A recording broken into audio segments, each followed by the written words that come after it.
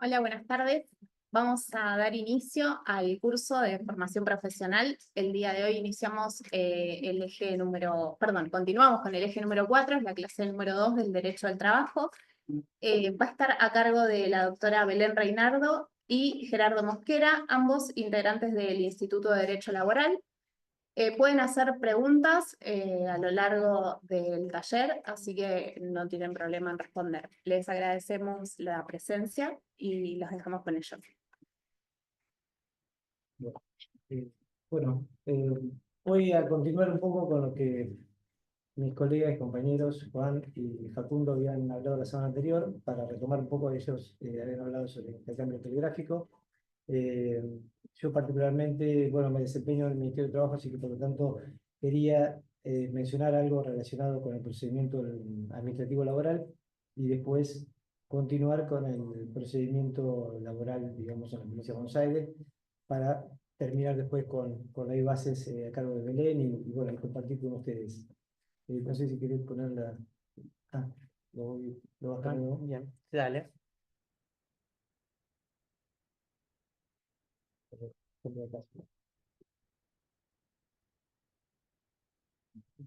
Bueno, relacionando un poco con el tema del intercambio telegráfico, considero importante la entrevista, ¿no es cierto?, con el trabajador, más que nada, con la trabajadora, para conocer cuáles son sus intereses y en la actualidad que ahora rige con la ley bases y todos los planteos que lógicamente se van a hacer sobre inconstitucionalidad y reparación plena del daño. Es importante justamente conocer en esa entrevista, que debería ser extensa y amplia, todos los perjuicios que la persona tiene a raíz del despido o las irregularidades que ha tenido el empleador como consecuencia de ese vínculo laboral que se ha extinguido, o que a lo mejor en un caso que puede suceder de situaciones de discriminación o de acoso o de violencia laboral, todavía esté en curso de ejecución.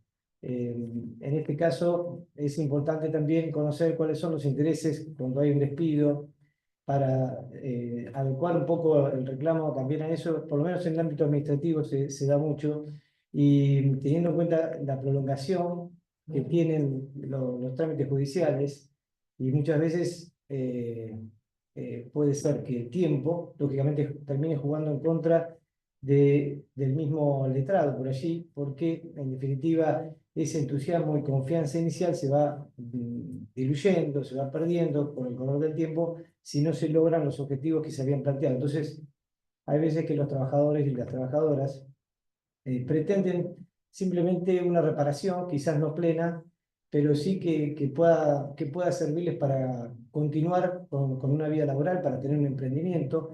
Entonces, muchas veces cuando se reciben este tipo de reclamos, y saber qué es lo que se va a pedir en cuanto a indemnización, más allá de que en los telegramas se ponga todo lo que corresponde hacer y reclamar, tener en cuenta eso a los fines después de hacer el planteo en una negociación, en una conciliación. En la provincia de Buenos Aires, como le decía recién, rige la ley 10.149, que es el procedimiento administrativo laboral, y que es una instancia voluntaria de conciliación, que la ley 15.057 de alguna manera también hace referencia a una posible instancia de conciliación que podría ser obligatoria en cuanto al paso previo, de la misma manera que en la actualidad tenemos la mediación previa obligatoria para los temas de daño y perjuicio, consumidor y otros temas, ¿no? Entonces, posiblemente puede ser que con estos cambios normativos que uno está viendo, incluso hay proyectos al respecto, antes de iniciar una demanda laboral, deba pasarse por una vía administrativa, de la misma manera que sucede con los riesgos de trabajo. Así que, más allá de eso, es una vía que también les recomiendo, porque sirve muchas veces para arribar en un plazo bastante breve con una solución del conflicto, que es quizás lo que también, por eso le digo, es importante tener en cuenta cuáles son los intereses, qué es lo que quiere el trabajador o la trabajadora, más allá de lo que realmente le corresponde, porque lo que le corresponde va a depender muchas veces también de la prueba y de que mantenga todo ese interés durante todo el juicio y que muchas veces es bastardeado por el empleador, sobre todo cuando hay lugares donde se conocen entre sí, entonces el letrado a veces suele ser dejado de lado en estos casos. Esta ley que les decía de 10.149 tiene también un decreto que es 6409, que es el reglamentario, y se rige por, lógicamente, tiene sus principios propios, y uno de los cuales es el de la amplitud probatoria. No sé si querés poner la evidencia. A ver si me deja. Uno de los principios que tiene, no, a ver, sí, bueno, déjalo. Uno de los principios que rige es la amplitud probatoria y la informalidad. Es una oportunidad también para que la administración, en este caso, puede recopilar información de oficio, o bien podría ser pedido de parte, y esto podría servir para preconstituir la prueba, por ejemplo, en materia de pedidos de informes, para determinar sobre todo quién es el empleador, que muchas veces no es el que aparenta ser, sobre todo porque cuando uno va a mandar un telegrama, envía el telegrama y puede ser que normalmente se desconoce el vínculo, es muy clásico, ¿no? La negativa total, y muchas veces lo desconocen porque la persona integra realmente una sociedad y el telegrama fue dirigido hacia a la persona física. Entonces, a través del ministerio se puede solicitar a las distintas entidades, por ejemplo, a la municipalidad para cerrar la administración municipal, a, a los organismos que tienen que ver con, que prestan el servicio de luz o de gas, para saber quién es el titular del medidor de la luz y el gas, quién paga las tasas municipales, porque eso también va a permitir ampliar el espectro y hacer solidariamente responsable no solamente al que figure quizás como el empleador de hecho, sino también el que tiene esa habilitación que a lo mejor la persona o uno como abogado lo ignora. Entonces, solicitarlo en la vía administrativa sería algo interesante para poder después encuadrar bien la demanda en ese sentido.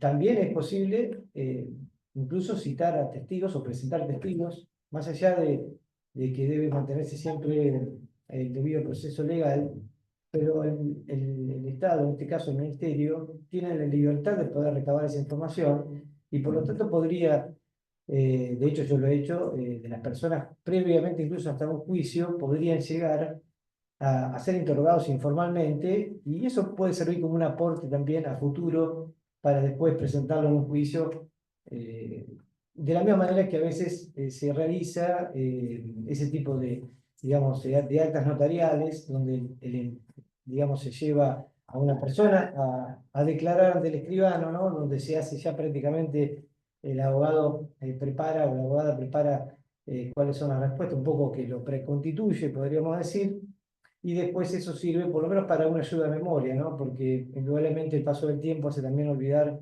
qué fue lo que pasó en esa instancia. En el caso del Ministerio de Trabajo, otra de las cosas importantes, dentro de las distintas funciones que tiene, a ver si puedo hay distintas funciones que tiene que, entre otras cosas, bueno, interviene en temas por supuesto, de despido, de suspensiones por razones de fuerza mayor o económicas, eh, reducción de jornada, también el tema de seguridad e higiene. Pero hay algo que considero muy importante en estos tiempos y que deberían aprovechar ustedes, yo y todos, me parece a mí, que es el hecho de que formular denuncias, ¿no? Que pueden ser incluso anónimas, pueden ser hechas a través de cualquier persona que no sea incluso que tenga que ver con esa empresa, puede ser hecha por el trabajador, por el sindicato, y esto permitiría que un inspector concurra, digamos, al establecimiento y realice el relevamiento y la prueba, lógicamente, de que esa persona, ese trabajador está prestando servicio. Por supuesto que esto va a generar lo más probable que el trabajador pueda tener tenga una represalia o directamente que lo despida. Pero bueno, justamente está para eso, para ese momento donde la situación digamos, de conflicto llega a un extremo tal que muchas veces el trabajador, la mayoría,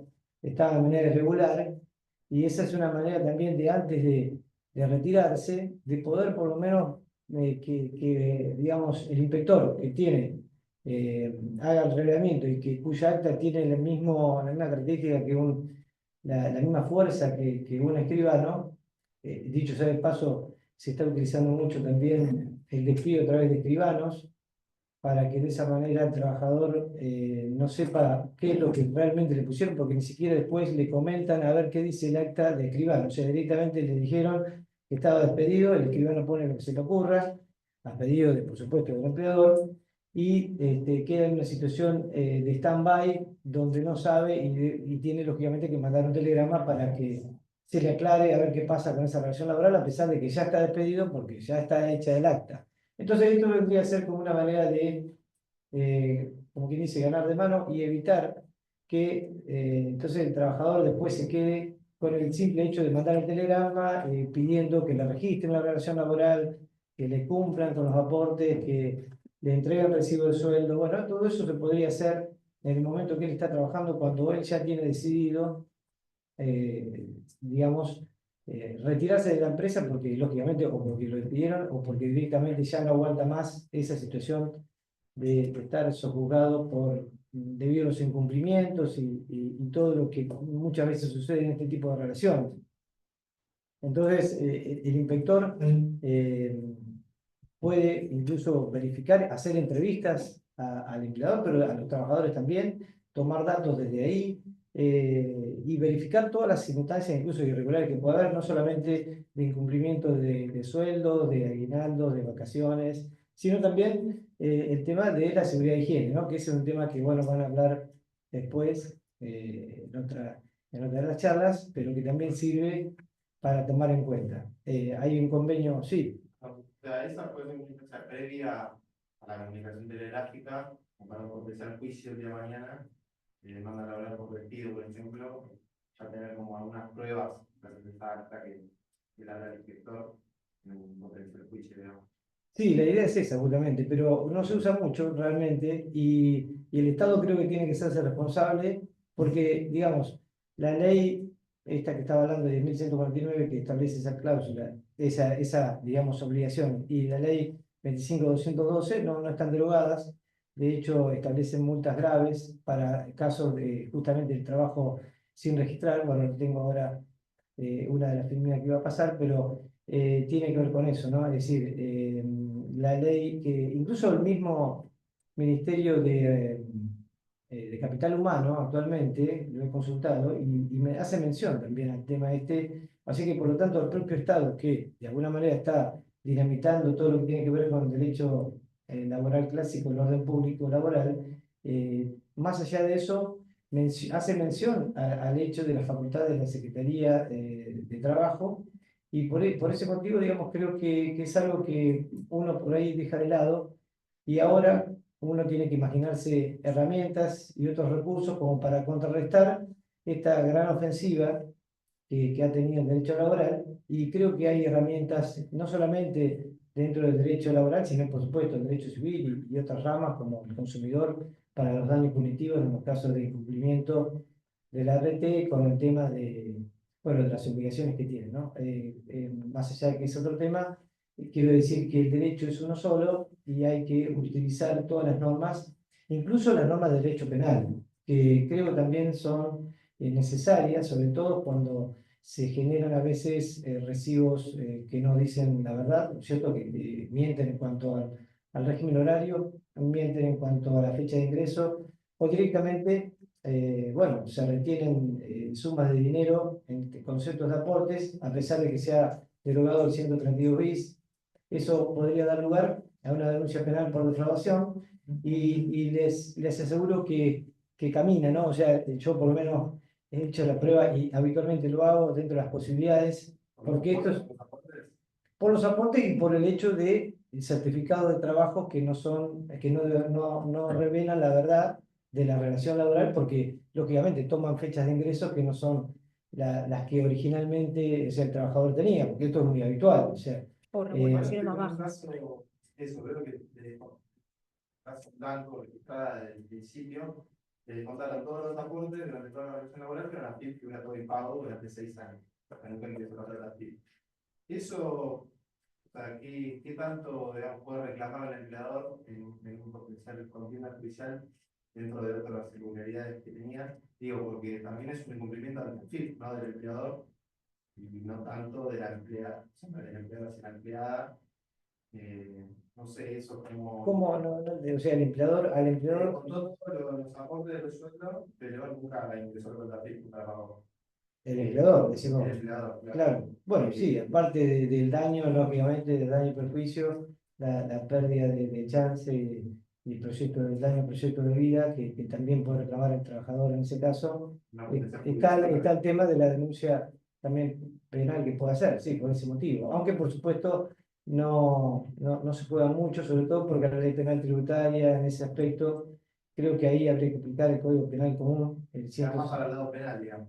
no, puede está el daño de los daños generados por no tener la posibilidad de quizás alcanzar la jubilación, que tiene que ver con el proyecto de vida, con la posibilidad de el daño moratorio, incluso por el hecho de toda el exceso, lógicamente, de tener que el trabajador someterse a un juicio y litigar y reclamar y tardar mucho tiempo, sobre todo si incluso estaba cerca de jubilarse. Entonces, todo eso es parte del daño que el trabajador puede reclamar, que bueno, es parte también de lo que va a hablar Belén. Pero bueno, siguiendo entonces con la instancia de la vía del ministerio, es una instancia voluntaria, pero que en la primera audiencia hay que concurrir de manera obligatoria bajo procedimiento de multas que en general, por supuesto, no se aplican. Pero bueno, los tipos digamos, de reclamos que pueden realizarse, no solamente están los individuales, sino los de más de una persona, de un trabajador, y también por vía colectiva, ¿no es cierto?, reclamos de conciliación obligatoria, y tiene una particularidad también que la ley que rige todo lo que tiene que ver con el empleado público, los empleados públicos, digamos, de los municipios, le dan una participación al Ministerio para la negociación colectiva y para que depositen una copia del contrato, bueno, esto se da mucho, ¿no? Es decir, se da la posibilidad de que se contrate personal y no pase a planta permanente. Bueno, justamente el hecho de no enviar el contrato al Ministerio de Trabajo o que el contrato no tenga todos los requisitos de tener cuáles son las tareas que va a realizar, qué tipo de, digamos, la remuneración, la fecha, el ingreso y todo lo demás, cualquier incumplimiento de eso podría hacer que ese contrato, que en principio, digamos, no era mejor dicho, estaba pensado por tiempo determinado, porque era un contrato que el municipio lo hacía con ese fin, el hecho de incumplir con alguna con esos requisitos y sobre todo con entregar copia al Ministerio de Trabajo, haría caer y pasaría a integrar la planta permanente. Otro efecto que también tiene este tema de la inspección por ahí laboral y probar esas circunstancias sería hacer caer el periodo de prueba también, ¿no? Que la ley base lo extiende a 6 meses. Entonces, el hecho de que la persona no esté registrada y uno pueda demostrar que con prima facie, de alguna manera, con una denuncia, con un acta de un inspector de que la persona estaba trabajando ahí, eso haría caer justamente ese periodo de prueba y entonces la persona podría reclamar ya la indemnización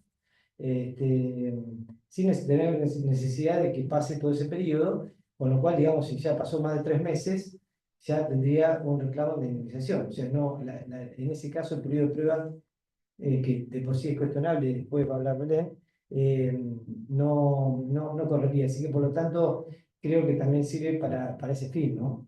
Sí. Yo le quería consultar respecto al proceso administrativo, si tiene una idea o se me puede decir qué percepción tiene por parte de los juzgados laborales la falta la no buena fe, digamos, del empleador en ese proceso. O sea, tiene que ir a la primera instancia, porque no se calculan multas, pero si después se demuestra una mala fe del empleador Sí, bueno, en ese sentido me iba a referir a ese tema, justamente que para pasar luego después a la etapa de la ley de procedimiento laboral específicamente, que hay dos tipos de acuerdos que se pueden, o sea, mejor dicho, la resolución que puede emitir el Ministerio en cuanto a los acuerdos que se puedan realizar es la homologación, que sería que cerraría de alguna manera cualquier reclamo, en principio, porque también podría ser revisado judicialmente, y la otra es la posibilidad de ser registrado. Si el acuerdo es, vamos al primer ejemplo, que es homologado, y el empleador no lo cumple, bueno, ahí hay el artículo 275 de la Ley de Control del Trabajo habilita la posibilidad de que, no solamente de que, digamos, se considere temeridad de malicia, sino que se le aplique la multa que prevé ahí, una adicional, digamos, en el sentido de dos tasas, el valor equivalente a 2,5 tasas de lo que cobran los bancos en ese sentido. O sea que hay una sanción por el hecho de que no cumpla con esa orden. Y a su vez también por el hecho de que el trabajador haya negado la relación laboral, como vos seguramente te referías a que por allí, generalmente, como siempre sucede, que no reconocen hechos ni derechos, niegan todo, y después, lógicamente, después terminan siendo condenados. Bueno, ahí también hay que pedir en la demanda que se aplique la temeridad de malicia, ¿no? Como una manera también de compensar, más allá de que los jueces no son muy proclives a aplicarla, a pesar de que tienen para mí la obligación de hacerlo y están reunidos todos los elementos. Es decir, alguien que es condenado judicialmente y ha negado que en la relación laboral necesariamente debería ser sancionado por tener malicia, no hay manera. Es decir, sobre todo si se ha desconocido el vínculo, nada, no puede decir que no era el empleado. Habrá que ver cada caso en particular. Pero en el caso de la homologación, hay algunos parámetros a tomar en cuenta. Hay una resolución, que es el número 135 del 2008 del Ministerio, que establece que para que sea homologable se tome un 70% de lo que se reclama, ¿no? O sea, de lo que debería ser la liquidación. El problema es que actualmente ahora la liquidación puede ser cualquier cosa, porque nuevamente han eliminado en algunos casos las tarifas, y como los daños pueden ser inconmensurables, porque indudablemente puede ser que se trate de despido discriminatorio, que casi siempre cuando hay un trabajador sin registrar hay despido discriminatorio. Puede ser también que el trabajador bueno, reclame los daños por no poder tener la posibilidad de subsidio por desempleo, no haber podido acceder a un crédito por no tener el recibo y financiar su compra, ¿no es cierto? La posibilidad incluso de si cobraba la indemnización en términos de poder hacer un viaje. Es decir, a lo que voy es que uno puede reclamar un montón de cosas, entonces este 70% que dice esta resolución, la verdad que en estos tiempos es muy difícil de determinar, más allá que generalmente se utiliza el parámetro del 245, bueno, el despido tradicional, donde uno reclama la indemnización por la antigüedad, el preaviso, las vacaciones, el aguinaldo, pero indudablemente hay otras cosas que deberían incluirse, porque si no después, digamos, también habría que ver que eso en la demanda no habría un correlato, y el problema es que a veces el trabajador no está asistido legalmente, porque no hay una obligación, digamos, si bien, digamos, hay una recomendación, el trabajador puede hacer el reclamo sin asistencia letrada, más allá de que hay un servicio de, de asistencia, la JUTRA, incluso contra el Colegio de Abogados, el propio ministerio, pero por allí puede suceder que no lo haga. Bueno, eso va a servir también para ser factible de que el trabajador pueda después impugnar ese acuerdo, como sucede en los casos que haya registro de ese acuerdo, ¿no? Cuando hay registro del acuerdo, significa que no hay una justa composición de derechos e intereses, y en esas circunstancias, eh, bueno, ahí permitiría que el trabajador, después que cobró lo que le dieron, puede seguir el juicio para adelante, ¿no? Y se han dado recientemente muchos casos de situaciones de este tipo, donde el trabajador, bueno, acepta lo que le dan porque lo necesita, espera que termine de cobrar las cuotas, si es que hay cuotas, o lo que tenga para cobrar, y después continúa con el juicio por la diferencia, podría decirse, ¿no? Entonces, bueno, hay una cuestión, por supuesto, de la parte empleadora, podría decir, bueno, cuestionar esa circunstancia, o incluso puede apelar la resolución que indica que registraron el acuerdo, que si uno estuviera desde el punto de vista del lado del empleador, es lo que debería hacer, ¿no? Para que lógicamente no le quede la puerta abierta y que el empleador pueda ser sometido a un juicio por varias cosas más. Pero bueno, en definitiva, En general, los acuerdos que son que no tienen registro de relación laboral o hay una relación deficientemente registrada, no se homologan, con lo cual, digamos, siempre está abierta la posibilidad de continuar con el juicio, ¿no? La instancia, digamos, de apelación puede llegar incluso al Tribunal de Trabajo, pero bueno, generalmente si el Ministerio ya dijo que está registrado, es muy difícil que el tribunal lo haga. Ahora, eso sí, a la inversa, en muchos casos, sacando excepciones, si uno hace un acuerdo y presenta un acuerdo en un tribunal de trabajo, muy probablemente se lo homologue, a pesar de que diga cualquier cosa.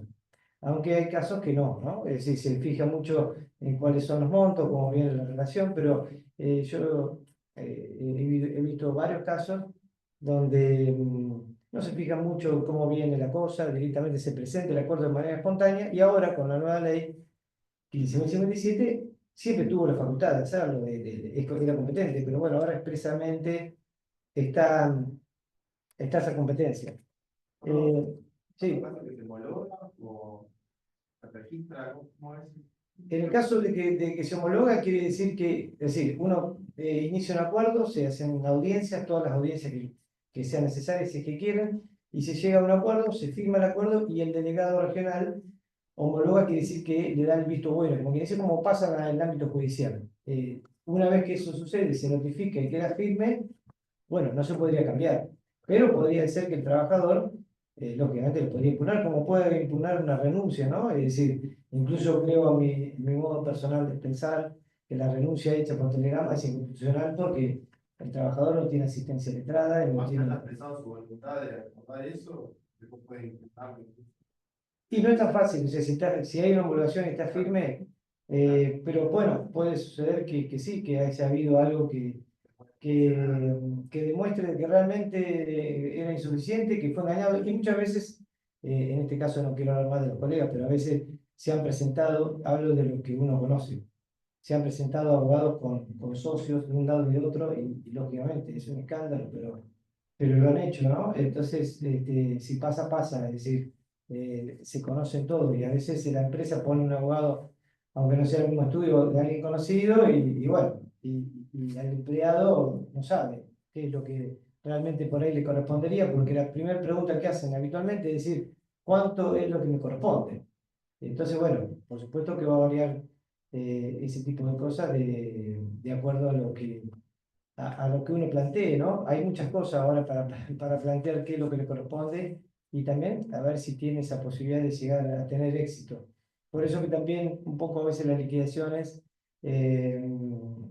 también si uno hace un planteo que es justo, pero que es importante en cuanto al valor, y hablamos de millones, porque ahora realmente uno lo puede hacer, a veces también genera bueno, la expectativa sea demasiada y lógicamente cueste cerrar un acuerdo, y después el correr del tiempo hace de que el trabajador un poco va perdiendo esa sensación de emoción que tenía, pensando que eso lo iba a tener en forma inmediata. Bueno, será cuestión de tener confianza y seguir, y que los tribunales, por supuesto, sean más ágiles en cuanto al tema de lo que tiene que ver con la sentencia y todo lo demás. Bueno, voy a pasar un poco a la parte de la ley de procedimiento laboral, para después darle paso de la palabra a Belén.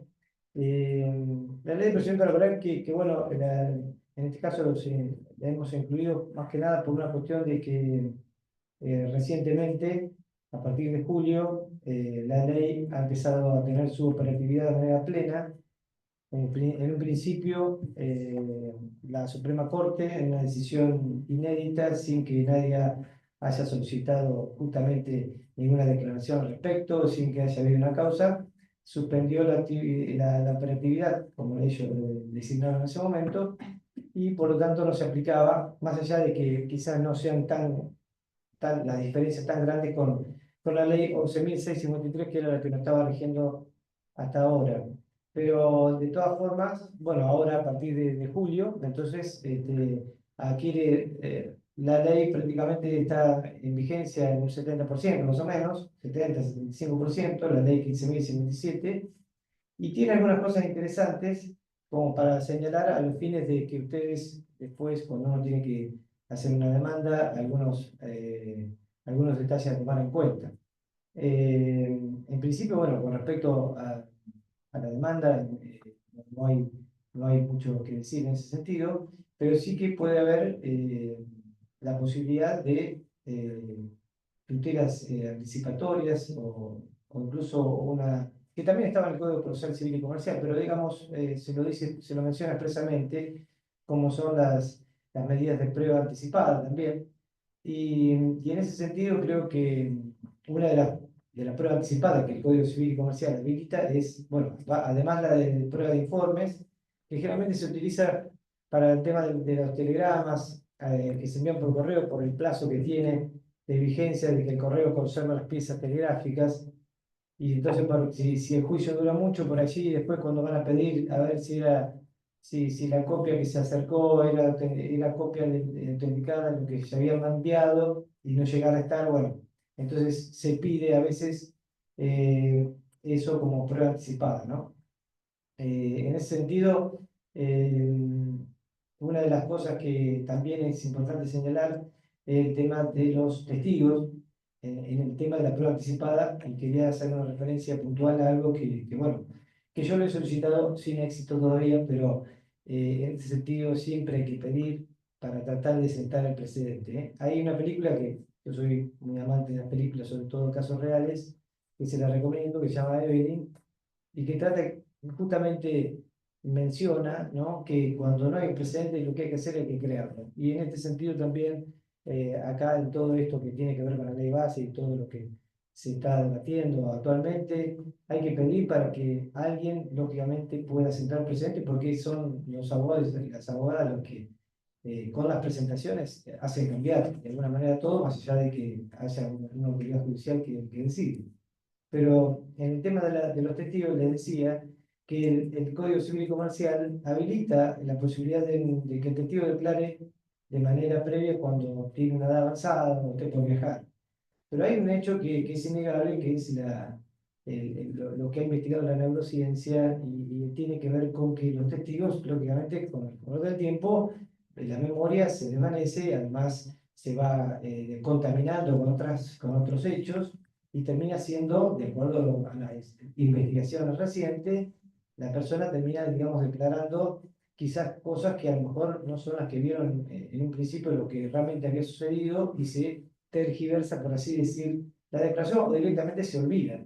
Entonces me parece que como prueba anticipada en base a este hecho, y si tomamos en cuenta que hay una persona de edad avanzada podría declarar, si hay alguien que sabe que con el calor del tiempo, sobre todo con los procesos largos, puede la memoria ir perdiéndose, como indudablemente los que estudian la psicología del testimonio así lo declaran, es conveniente de que declaren muy bien empieza la causa. Y quizás hay algunas medidas que se podrían tomar al respecto. Por ejemplo, en el caso de la acción meramente declarativa, que se utiliza en los casos de accidentes o enfermedades laborales cuando hay negativa de la relación laboral y que indudablemente como el trabajador debe demostrar esa condición, bueno, necesariamente tiene que ir al juicio, o sea, tiene que promover una acción para demostrar que era empleado. Bueno, básicamente la mayoría de las veces lo hace a través de la declaración de testigo. Por supuesto que ahora están los mensajes de texto, no sé, correo electrónico, puede hacer publicaciones, hay un montón de indicios que se pueden utilizar,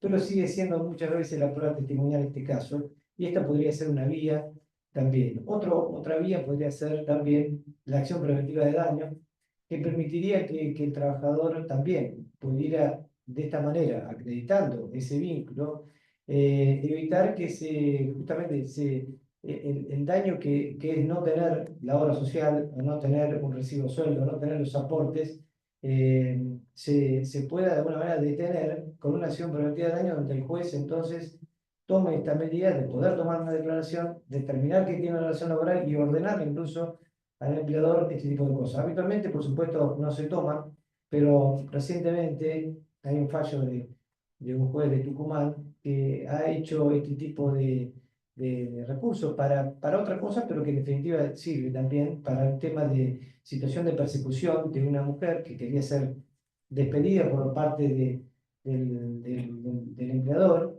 y que de alguna manera había sido acosada, había moving, había un montón de situaciones de estrés, de persecución hacia la trabajadora, quien a través de una acción preventiva de daño ordenó al juez que le dieran un espacio adecuado, un lugar que primero que le dieran tarea, porque hay gente que cuando tiene una situación de, por ejemplo, no sé, está embarazada, recientemente tenía un caso donde una mujer que quedó embarazada, el empleador directamente le dejó de dirigir la palabra, le dijo, por ejemplo, que se baje la remera porque se notaba el embarazo, la puso, le cambió el horario y la puso a la noche para que en ese lugar atendiera más cantidad de gente y se canse, y entonces de alguna manera se terminara yendo. Y bueno, en estos casos la acción preventiva de daños podría ser útil para que el empleador, digamos, ella pudiera mantener el trabajo y el empleador se abstuviera de despedirla, y entonces es también una medida contra lo que viene con este despido discriminatorio que permite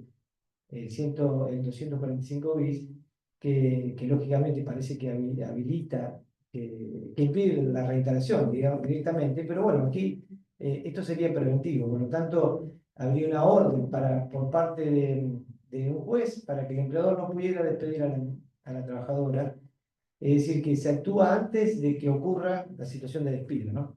Pero bueno, volviendo entonces al tema de la demanda y las pruebas, la prueba anticipada también puede servir para lo que tiene que ver con todo lo que tiene que ver con registros informáticos, y la ley 15.057 habilita de que un funcionario judicial pueda contactar las páginas que uno pueda acercarle de páginas web, ¿no es cierto?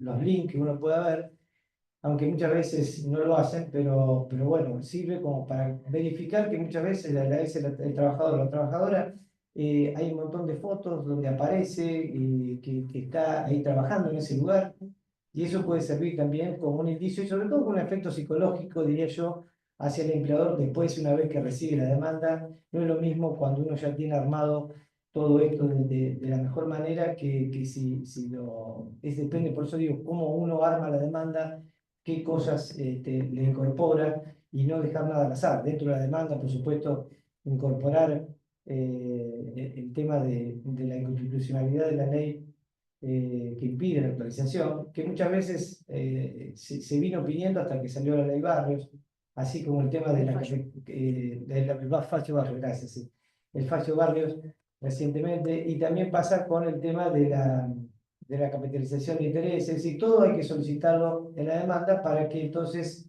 no pueda haber después una objeción, sobre todo por el tema del principio de congruencia en ese sentido.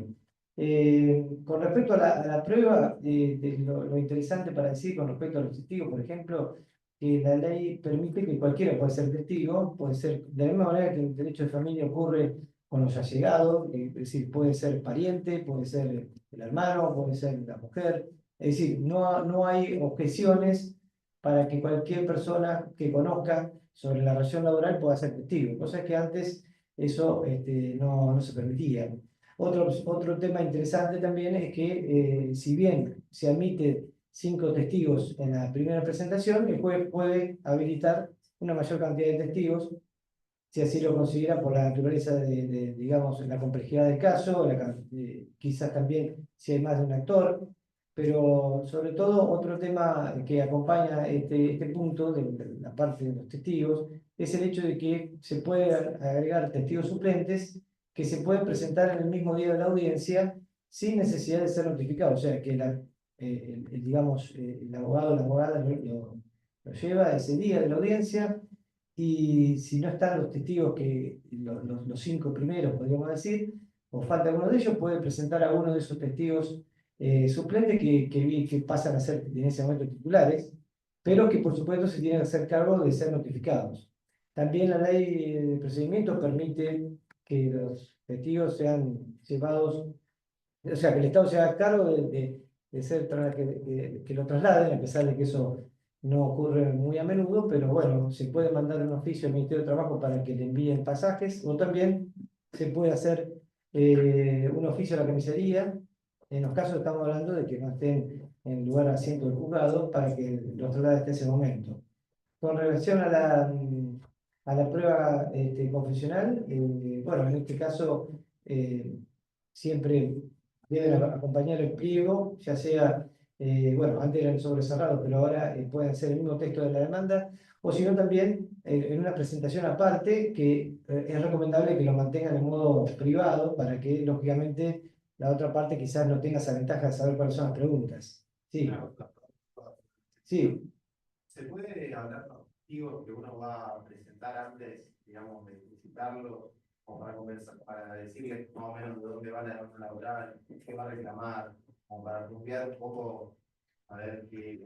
Sí, dice, sí, Eso puede ser hacer. no, es lógico saber que pueda, digamos, se puede mantener la entrevista para conocer sobre todo qué es lo que sabe el testigo y si realmente sabe, y creo que es una obligación creo que es algo, una regla también de conocerlo, porque muchas veces la persona dice, tengo testigo, esta persona sabe, y en realidad es porque es un testigo de oídas, y entonces es conveniente que uno tome conocimiento directo para saber si realmente conoce y sobre de la relación laboral, si una relación sin registrar si es que lo vio trabajando, desde cuánto tiempo, qué estuvo haciendo. Bueno, también están los testigos que son compañeros de trabajo que uno dice, los deja de lado. Bueno, Digo, porque yo esta lo parte te pondría. puede decir que fue manipulado, No, bueno, condicionado.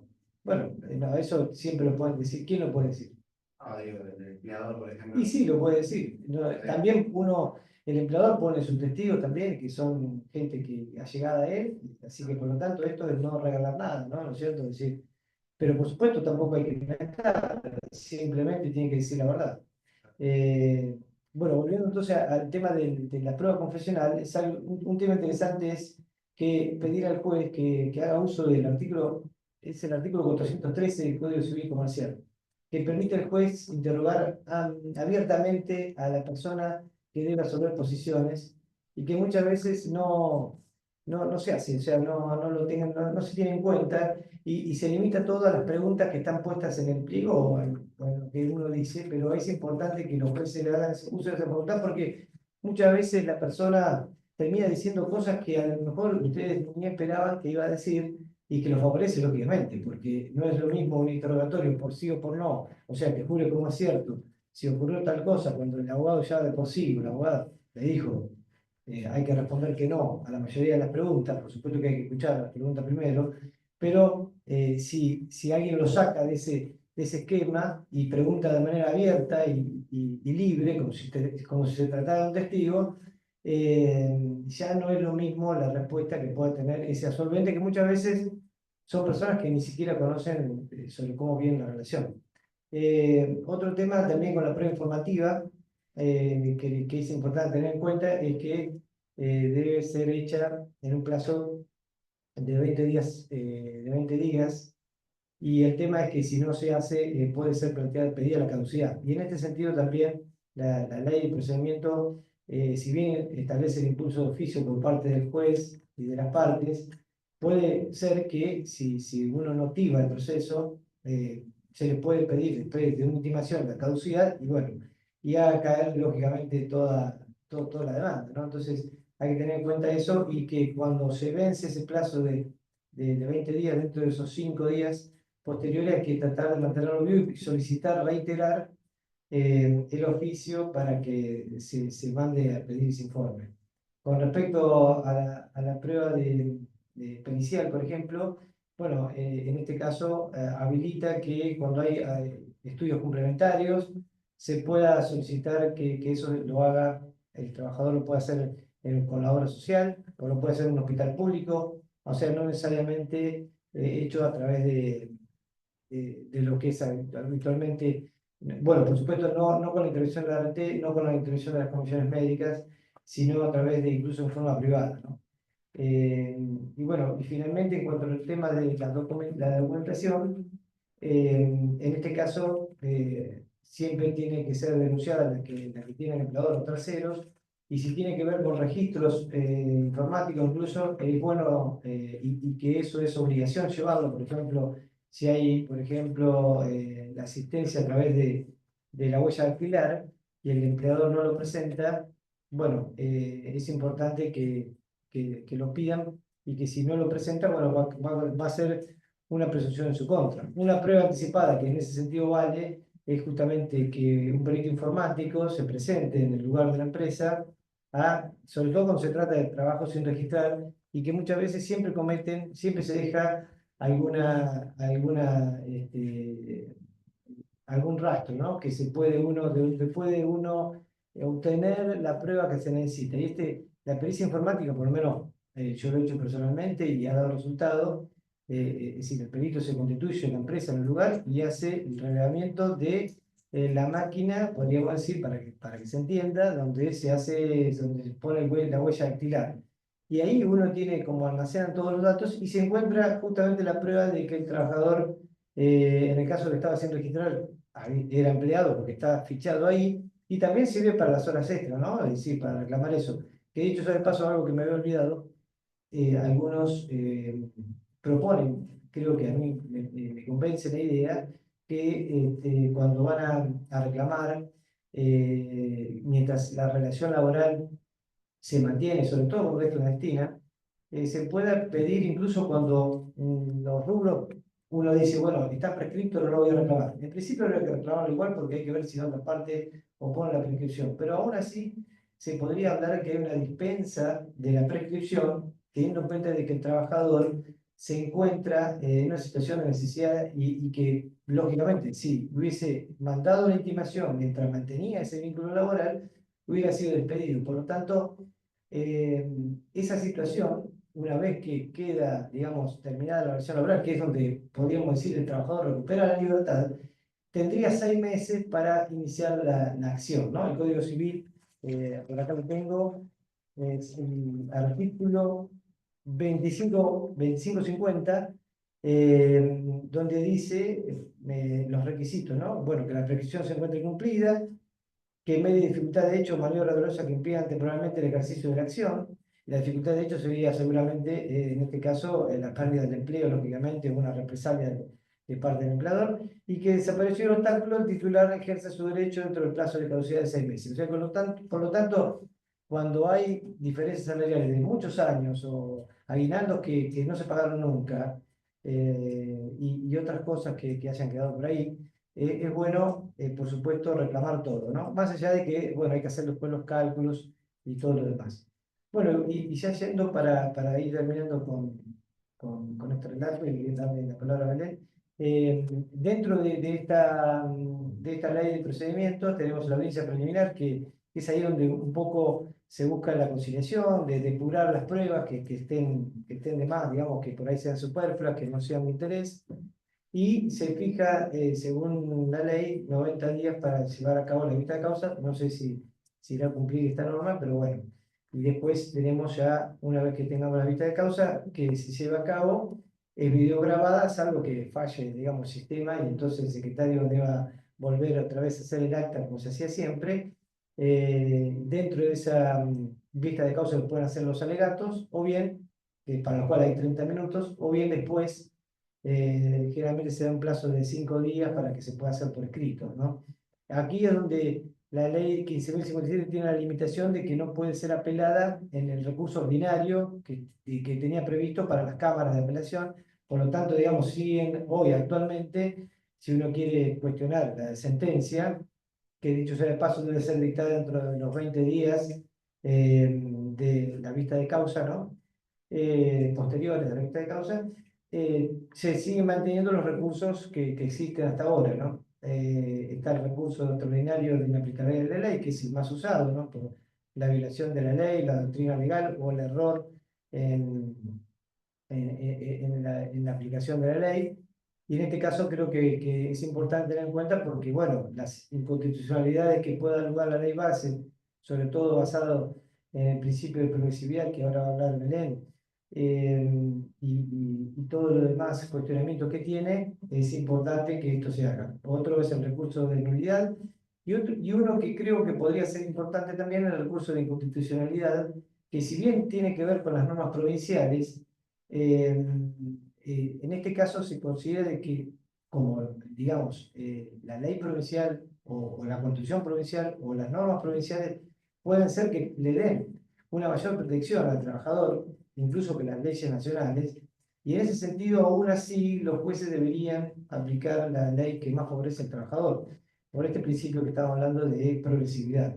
Entonces, en este juego, si uno aplica esa posición, y teniendo en cuenta de que se podría plantear la inconstitucionalidad entonces de esa norma que cuestiona, digamos, que afecta la Constitución provincial de alguna manera, habría que ver si eso puede llegar a funcionar, es bastante dudoso, pero bueno, no está de más intentarlo, sobre todo porque el artículo 11 de la Constitución provincial también hace aplicación de los tratados de derechos humanos que establece el artículo 75, inciso 22.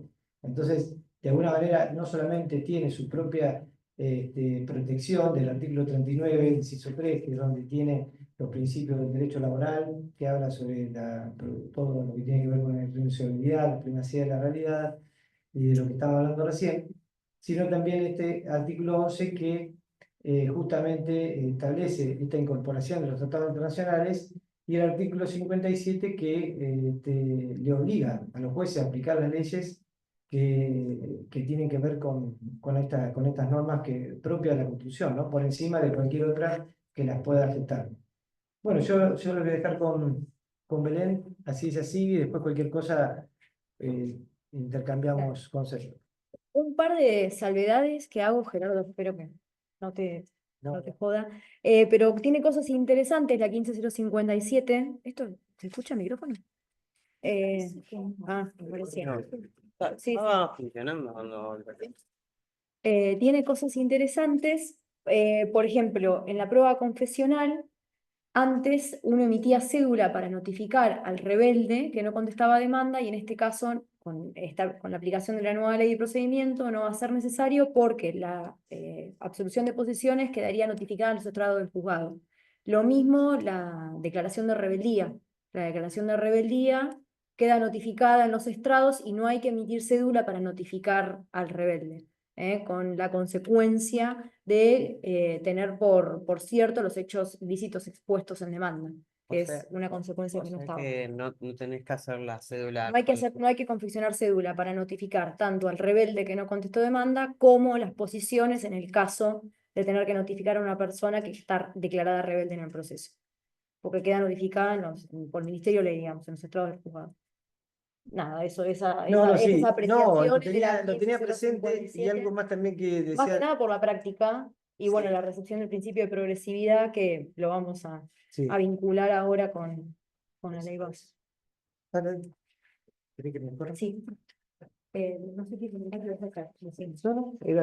No, hablando de eso, lo tenía presente, se me pasó, pero me quedó lo de los testigos que el trabajador también puede denunciar al testigo, el domicilio laboral, ¿no? Del testigo, cosa que a veces cuesta que se tome en cuenta, ¿no? Por lo menos para cuando lo tiene que ofrecer, y a veces no se sabe dónde ubicarlo, y bueno, eso es importante para que pueda ser notificado.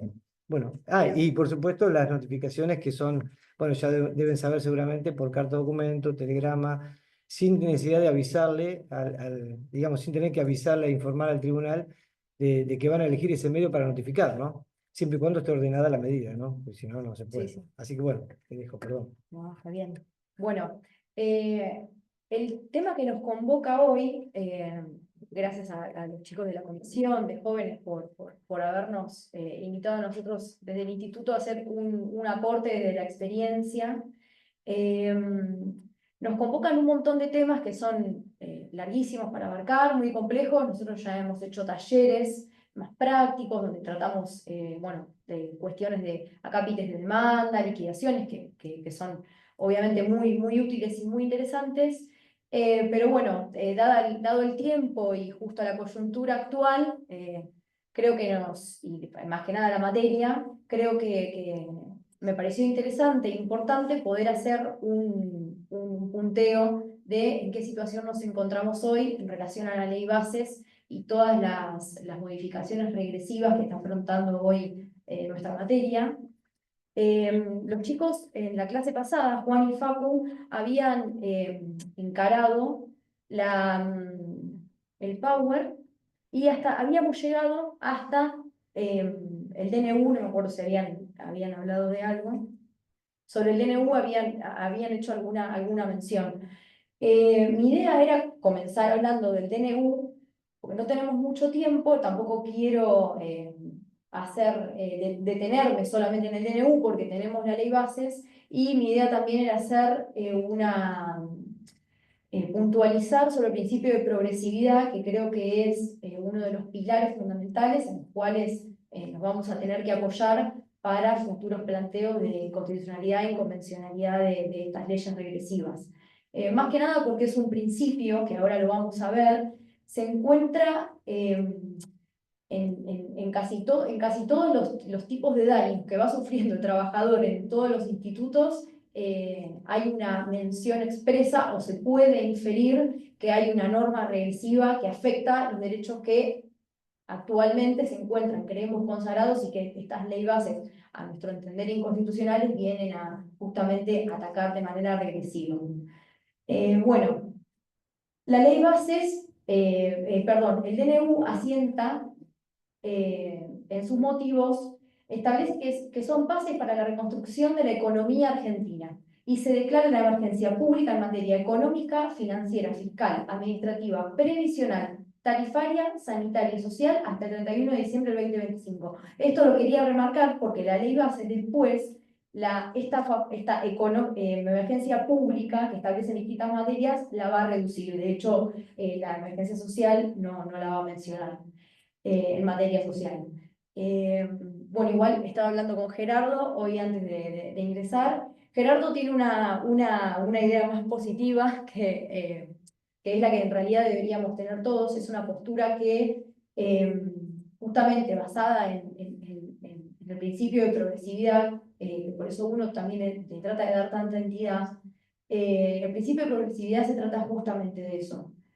No es que hay que hacer de cuenta que no existe este DNU, que no existen estas normas, independientemente de que se encuentra suspendida en el ámbito de la capital federal, como habían mencionado Facu y Juan en la clase anterior, pero sí hay que aplicar el derecho laboral, entendemos, tal cual está, ¿bien? Por esta cuestión, que los estándares mínimos deben encontrarse sin sufrir ningún tipo de modificación, cuando las modificaciones justamente que se intentan hacer son regresivas y van en contra del derecho del trabajador, ¿bien? Los objetivos que establece el DNU son los argumentos que justamente sirven como base para el cuerpo del DNU: déficit cero, fin de la emisión monetaria, refiere al cepo cambiario como una pesadilla social y productiva, y explícitamente refiere que uno de los objetivos es aumentar la competitividad en el mercado. Sin embargo, luego reconoce que el trabajo productivo, inclusivo y digno es la herramienta principal de crecimiento, y luego menciona que el empleo formal no crece desde el año 2011.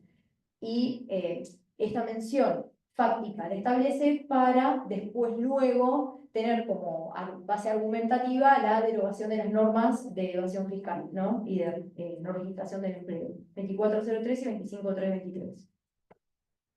Bueno, este DNU modifica varias leyes vinculadas con el derecho al trabajo, entre las cuales se encuentran, hay varias, bueno, la 14250 de convenios colectivos, la 20774, ley de contrato de trabajo, 24013, regularización de empleo no registrado. A su vez, que deroga 25323, indemnizaciones laborales, y 25 agravamientos de la ley 25345. En el título cuarto se establecen las derogaciones, deroga disposiciones de la 24013, que entre ellas las más importantes y las que más utilizamos en la práctica son las multas, las multas por trabajo negro, deficiente registración o deficiente remuneración, registro de remuneración. Deroga el artículo 9 de la 25013, deroga los artículos 43 a 48 de la 25345, ley de evasión fiscal, que establecía, entre otras reformas a la ley de contrato de trabajo, el agravamiento por la falta de entrega del certificado de trabajo, y el artículo 132 bis, que establecía la sanción combinatoria por la falta de ingreso de aportes retenidos e ingresados a las arcas fiscales, como estábamos hablando recién. Bueno, entre otras derogaciones, ¿bien? La 24013 estaría bueno repasar, cuáles son los objetivos que tiene. Esto después a los fines de uno poder establecer cuál es la naturaleza jurídica de las multas o indemnizaciones, que hoy en día está dividida la biblioteca, pero generalmente se entiende que son indemnizaciones. Los objetivos son promover la regularización de relaciones laborales, desalentando las políticas evasoras, que justamente eliminando lo que vamos a comprobar es que lo que se hace con la ley bases y las modificaciones es justamente todo lo contrario, se está alentando a evadir las normas de orden público del derecho al trabajo.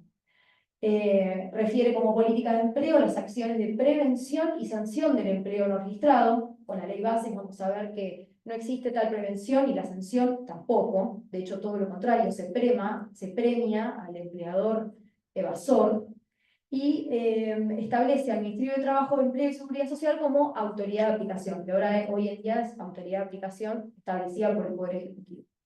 El artículo 7, sobre el registro del trabajador, establecía que dicha situación, de encontrarse registrado, iba a ser si el trabajador estaba inscrito en el libro especial del artículo 52 y en los registros del artículo 18, inciso A, establecidos en la propia ley 24013. Bien. Ahora vamos a ver adelante que los requisitos exigidos eran los dos. Bien, antes, ¿qué había de la reforma? El artículo 120, inciso A, que fue derogado por el DNU, obligaba al empleador a realizar estas inscripciones. Este artículo 120, inciso A, como vimos anteriormente, fue derogado. Asimismo, el decreto reglamentario 2725 del 91 de la 24013 establecía que se deben cumplir los dos requisitos. Esto es lo que yo le decía recién. Este decreto reglamentario no fue derogado por el DNU, pero sí fue derogado por la ley bases. Bien, lo que decíamos hoy, establecía las multas por trabajo en negro, artículo 8, 9 y 10. El artículo 11 establecía el requisito para intimar fehacientemente al empleador por 30 días para que registre, en los términos del artículo 8 o 9 y 10, conforme los verdaderos datos de vínculo laboral y remitir una copia a la FIP dentro de las 24 horas. Esta es una de las modificaciones que había hecho la 25345. El artículo 15 de la 24013 establecía que en caso de despido por intimar, que es un despido represalia, se duplican las indemnizaciones legales por despido. Lo que hablábamos recién con Gerardo, esto de que hoy, hasta incluso en la ley base, se está permitida la discriminación y lo único que hago es indemnizarte por ello. 25345, bueno, esto es lo que hablábamos recién. La ley 25345 modifica la ley de contrato de trabajo y agrega determinadas sanciones, como por ejemplo la del 132 bis, la combinatoria mensual de una remuneración por la falta de ingreso de aportes retenidos al trabajador. Modifica la LST y agrega el segundo párrafo del artículo 15, modifica la LST y agrega el último párrafo del artículo 80, que es esta sanción de 3 remuneraciones para el caso de falta de entrega del certificado de trabajo. Y modifica la Ley Nacional de Empleo, agregando el artículo 11, que establece la copia de la FIP, y la 23789, que es la de la correspondencia, telegramas gratuitos, para que la copia de la FIP sea gratuita también la que remite al trabajador. El DNU lo que viene a hacer es sustituir el artículo 7 de la Ley Nacional de Empleo y agregar el artículo 7 bis, ter y quater. Yo ahí en amarillito marqué lo más importante. El artículo 7, por ejemplo, establece que va a estar inscrito en las formas y condiciones que establezca la reglamentación que determine el Poder Ejecutivo. Total incertidumbre. Dicha registración deberá ser simple, inmediata, expedita y realizarse por medios electrónicos. Bueno, el 7 bis establece que, como hablábamos en la clase pasada con Juan y Facundo, puede ser registrada por cualquiera de las personas intervinientes. Habíamos hecho el gráfico de quién era empleador, quién debía ser considerado empleador. Bueno, en ese caso iba a ser registrado por cualquiera de las personas intervinientes en esa relación. El trabajador podrá denunciar la falta de registración ante la autoridad de aplicación, y el quater refiere que la autoridad judicial deberá poner en conocimiento a la autoridad de aplicación, y el último párrafo establece, como hito más importante, que el organismo recaudador se van a deducir los componentes ya ingresados. para el caso que se trate y se establecerá un sistema de intereses menos gravosos y facilidad en el pago. O sea, acá lo que vamos viendo es los beneficios que le comienza a dar al empleador. Bueno, básicamente simplifica el registro del trabajador, incentiva la tercerización y colocación de personal, intenta desvirtuar la doctrina del plenario Vázquez, que la había mencionado Facundo y Juan en el taller pasado, la clase pasada, y obviamente aumenta la precarización del trabajo. Fomenta y premia al empleador, que no registra al quitarle al trabajador la obligación legal de notificar a la FIP, crea beneficios para el empleador, intereses menos gravosos, facilidad en el pago, permite deducir componentes ya ingresados, en virtud de contratos fraudulentos de locación de obra o servicio, como por ejemplo el monotributo, que esto es lo que generalmente sucede. También existen otras modificaciones, modifica el artículo 18 de la Ley Nacional de Empleo, eliminando registros públicos, modifica el 114, promoviendo la celebración de contratos por mutuo acuerdo, que generalmente son utilizados en fraude a la ley laboral para evitar pagar una indemnización, por ejemplo, de un despido sin causa. Sustituye el artículo 9 de la Ley de Contrato de Trabajo por el siguiente. Bueno, ahí está establecido y en amarillo marco lo más importante, bien, que justamente lo que hace es agregar que si la duda recayese en la interpretación o alcance de la ley o en la apreciación de la prueba, en los casos concretos, los jueces o encargados de aplicarla se decidirán en el sentido más favorable al trabajador cuando hubieran agotado todos los medios de investigación a su alcance y persistiera duda probatoria insuperable, valorando los principios de congruencia y defensa en juicio. En tal sentido, se aplicará la regla procesal en virtud de la cual los hechos deben ser probados por quien los invoca. Lógicamente, esto viene a contrariar lo anteriormente, ahí yo igual lo puse cuál era el artículo anterior, ¿bien? Si la duda recayese en la interpretación o alcance de la ley, o en la apreciación de la prueba, los jueces o encargados de aplicarla se decidirán en sentido más favorable al trabajador. Este es el principio protectorio establecido en la Ley de Contrato de Trabajo, ¿bien? Bueno, y en la sustitución del artículo 23 de la Ley de Contrato de Trabajo, que lo repasamos en la clase pasada, también sufre esta modificación que yo marco en amarillo. El hecho de la prestación de servicio hace presumir la existencia de un contrato de trabajo. La presunción contenida en el presente no será de aplicación cuando la relación se trate de contrataciones de obras o de servicios profesionales o de oficios y se emitan los recibos o facturas correspondientes a dichas formas. Bueno, abajo también está el artículo anterior, en donde justamente estas formas eran las que estaban per se excluidas. Esa presunción operará igualmente aun cuando se utilicen figuras no laborables, que tiene que ver con el fraude, para caracterizar el contrato de trabajo y en tanto que por circunstancias no sea dado calificar de empresario a quien presta el servicio, que era lo que hablábamos en la clase pasada con Juan y Facundo, en esta relación de trabajo, el rol que ocupa cada uno de los sujetos. Bueno, obviamente estas modificaciones, en lo que a nosotros nos importa, que es lo más importante, el artículo 9 de la Ley de Contrato de Trabajo, que crea el concepto de duda probatoria insuperable y con ello vacía de contenido y función al principio protectorio y nube properario.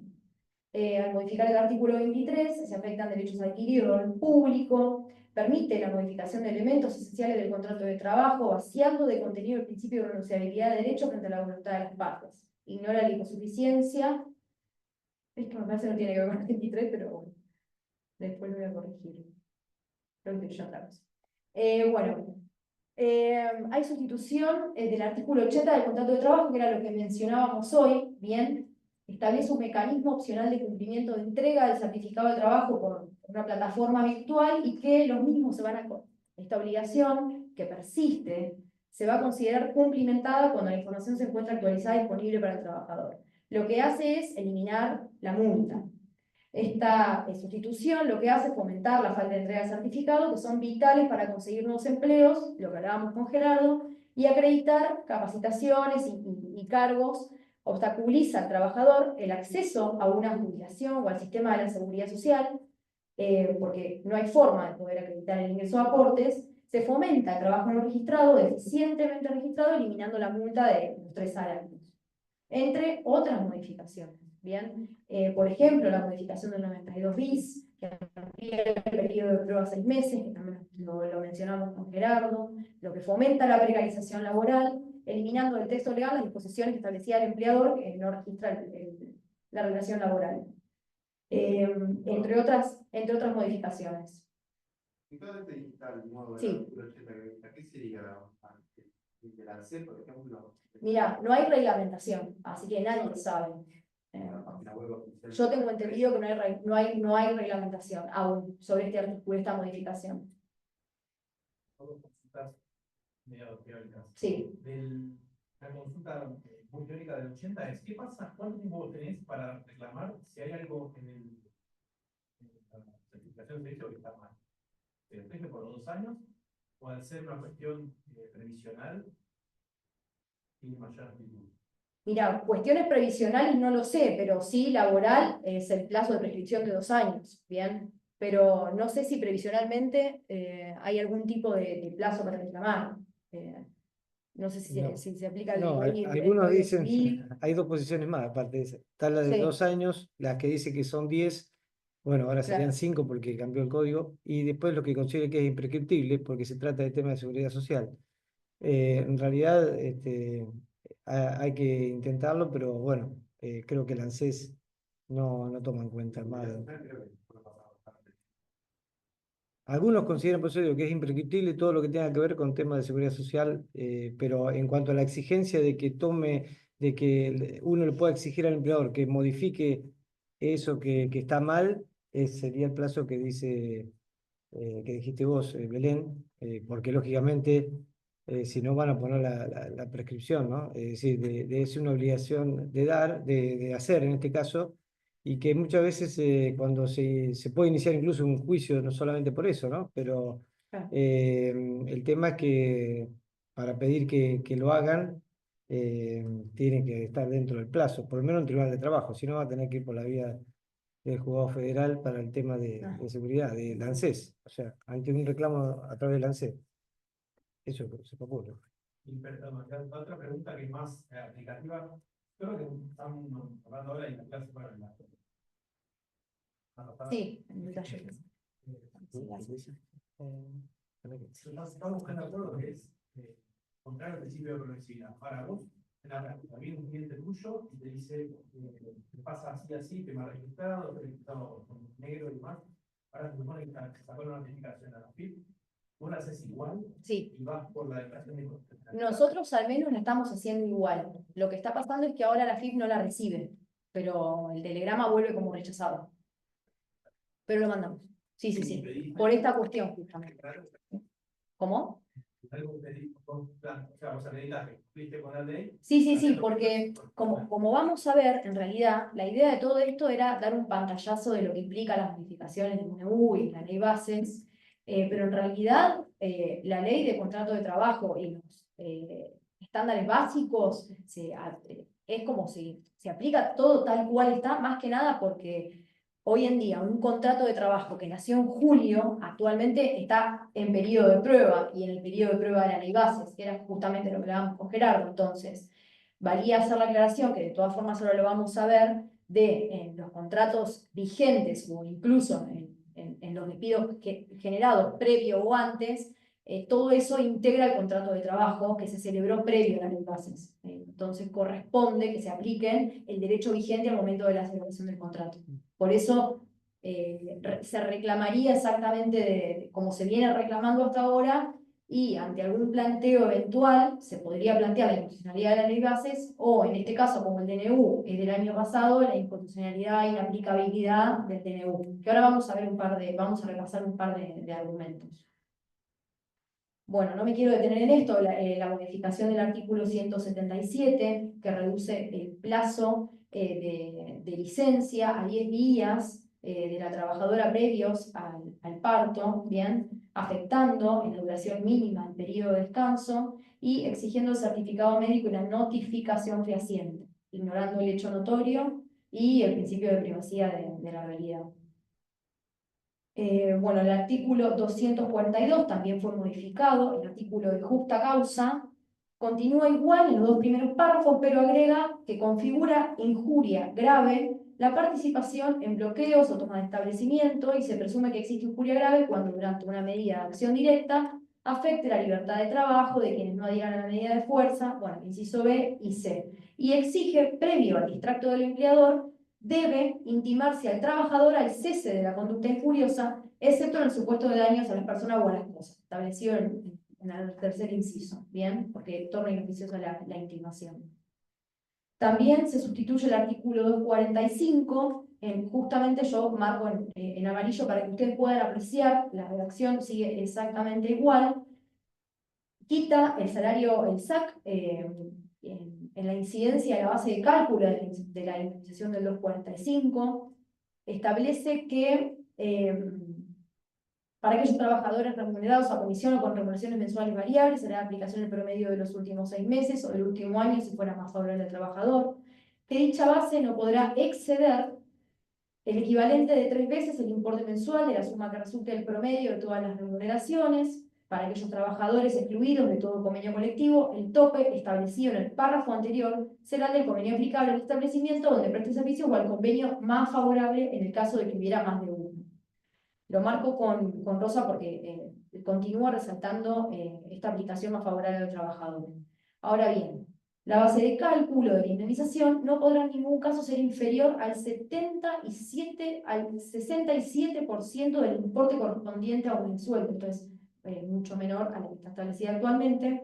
Mediante convenio colectivo de trabajo, las partes puedan sustituir el presente régimen indemnizatorio por un sistema de fondo de cese laboral. Esta también es una introducción que habíamos mencionado en la clase pasada, que modifica el artículo 245. Por su parte, los empleadores podrán optar por contratar un sistema privado de capitalización, establece el sistema privado de capitalización a su costo, y también que las partes pueden pactar por mutuo acuerdo, conforme el artículo 241, esta indemnización. Lógicamente, estas modificaciones afectan directamente en lo que respecta a la justa causa, lo que mencionábamos recién, el derecho de huelga, la acción sindical y la libertad sindical de los trabajadores, intenta infundir miedo y temor al trabajador. En relación al 245, reduce la indemnización por despido sin causa y permite su reemplazo por un fondo de cese laboral, que ahora se encuentra reglamentado en el anexo 2 del decreto reglamentario 847 del 24 de la ley bases, ¿bien? Violando la garantía del despido arbitrario, la garantía constitucional del artículo 14 dice. Bueno, hoy aquí hizo mención a la modificación del 245, este permiso que hay para discriminar e indemnizarte, violando la prohibición de la no discriminación del artículo 1 de la 23.592, el convenio número 111 de la OIT, la Declaración Sociolaboral del Mercosur y la doctrina de la Corte Álvarez con Ceposud, entre otras modificaciones. Voy pasando rápido, así llegamos a las bases. Bueno, deroga el Estatuto de Viajante de Comercio, eliminando la indemnización por clientela y los derechos del viajante de comercio. También una modificación de la ley de trabajo. Establece el régimen de los trabajadores independientes con colaboradores. Fomenta el trabajo no registrado por medio del fraude laboral, trabajadores independientes hasta 5 y la ley base reduce hasta 3. Bueno, habíamos hecho, creo, referencia en la clase pasada, que se encuentra suspendida. Justamente este fue el planteo que hizo la CGT de la no aplicación de este DNU por distintas razones. El planteo que realizó la CGT solicitaba la declaración de invalidez constitucional del título cuarto del DNU y para ello asumió la representación de los intereses colectivos e individuales afectados por el DNU en virtud de la ley de asociaciones sindicales y el artículo 43 de la Constitución Nacional, que es lo que le permite interponer la acción de amparo. Sostuvo que no existían circunstancias excepcionales de necesidad y urgencia para el dictado del DNU, tal como lo prevé el artículo 99, inciso tercero de la Constitución Nacional, comprometiendo el principio de división de poderes. Además, cuestionó la regresividad que la reforma ocasionaba en los derechos de los trabajadores y denunció que contravenía lo previsto en las normas legales, constitucionales y convencionales. Bien, las reformas que trae el DNU son regresivas por los contenidos que incluyen las leyes, de la ley de contrato de trabajo, 24013, bueno, todo lo que veníamos viendo recién. con principios y valores individualistas y de mercado por un lado, y de notoria antisindicalidad por el otro, que alteran consensos compartidos por la comunidad, la doctrina y jurisprudencia más actualizada. Esto fue uno de los argumentos que resalto del planteo de la CGT. Un proyecto de reforma que combina la reducción del ámbito de aplicación de la ley de contrato de trabajo, individualización de las relaciones de trabajo, ampliación de los márgenes de ejercicio de los poderes jerárquicos del empleador, una sensible degradación de los niveles de protección, una segmentación de tutelas en el conjunto, que está durante el periodo de prueba, y la clandestinidad laboral impune, esto que hablábamos hoy, y sin consecuencias. Y desde la perspectiva de la representación colectiva, un propósito muy visible de retasear medios de acción colectiva y, lógicamente, debilitar la acción sindical mediante su financiamiento. Como una forma de recordar que, en nuestro sistema constitucional, el Congreso Nacional es el único órgano titular de la función legislativa. El dictamen del Ministerio Público Fiscal en esta causa refirió justamente que la reforma constitucional llevada a cabo en el 94 enunció entre sus objetivos el de atenuar el presidencialismo, al mismo tiempo que consignó la necesidad de modernizar y fortalecer el Congreso.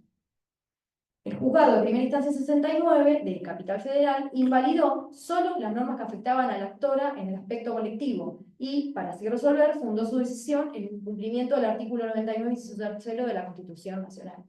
Ahí establece un interesante argumento. Las partes apelaron, entonces la sala de feria termina resolviendo, declarando la invalidez constitucional de todo el título cuarto del DNU referente a la normativa laboral. Esta causa aún no se encuentra en firme. Los argumentos para poder requerir la inconstitucionalidad y nulidad de este decreto, varios. Viola la Constitución Nacional por no respetar los límites de las funciones legislativas que tiene el Poder Ejecutivo, la protección de los derechos adquiridos del trabajador por una relación laboral desarrollada previamente a la sanción del DNU, es lo que hablábamos hoy de la aplicabilidad, suspensión de la aplicación del DNU por la sala de feria y citar el fallo de Rocky.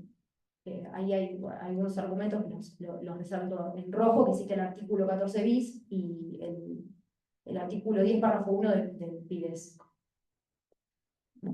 La causa.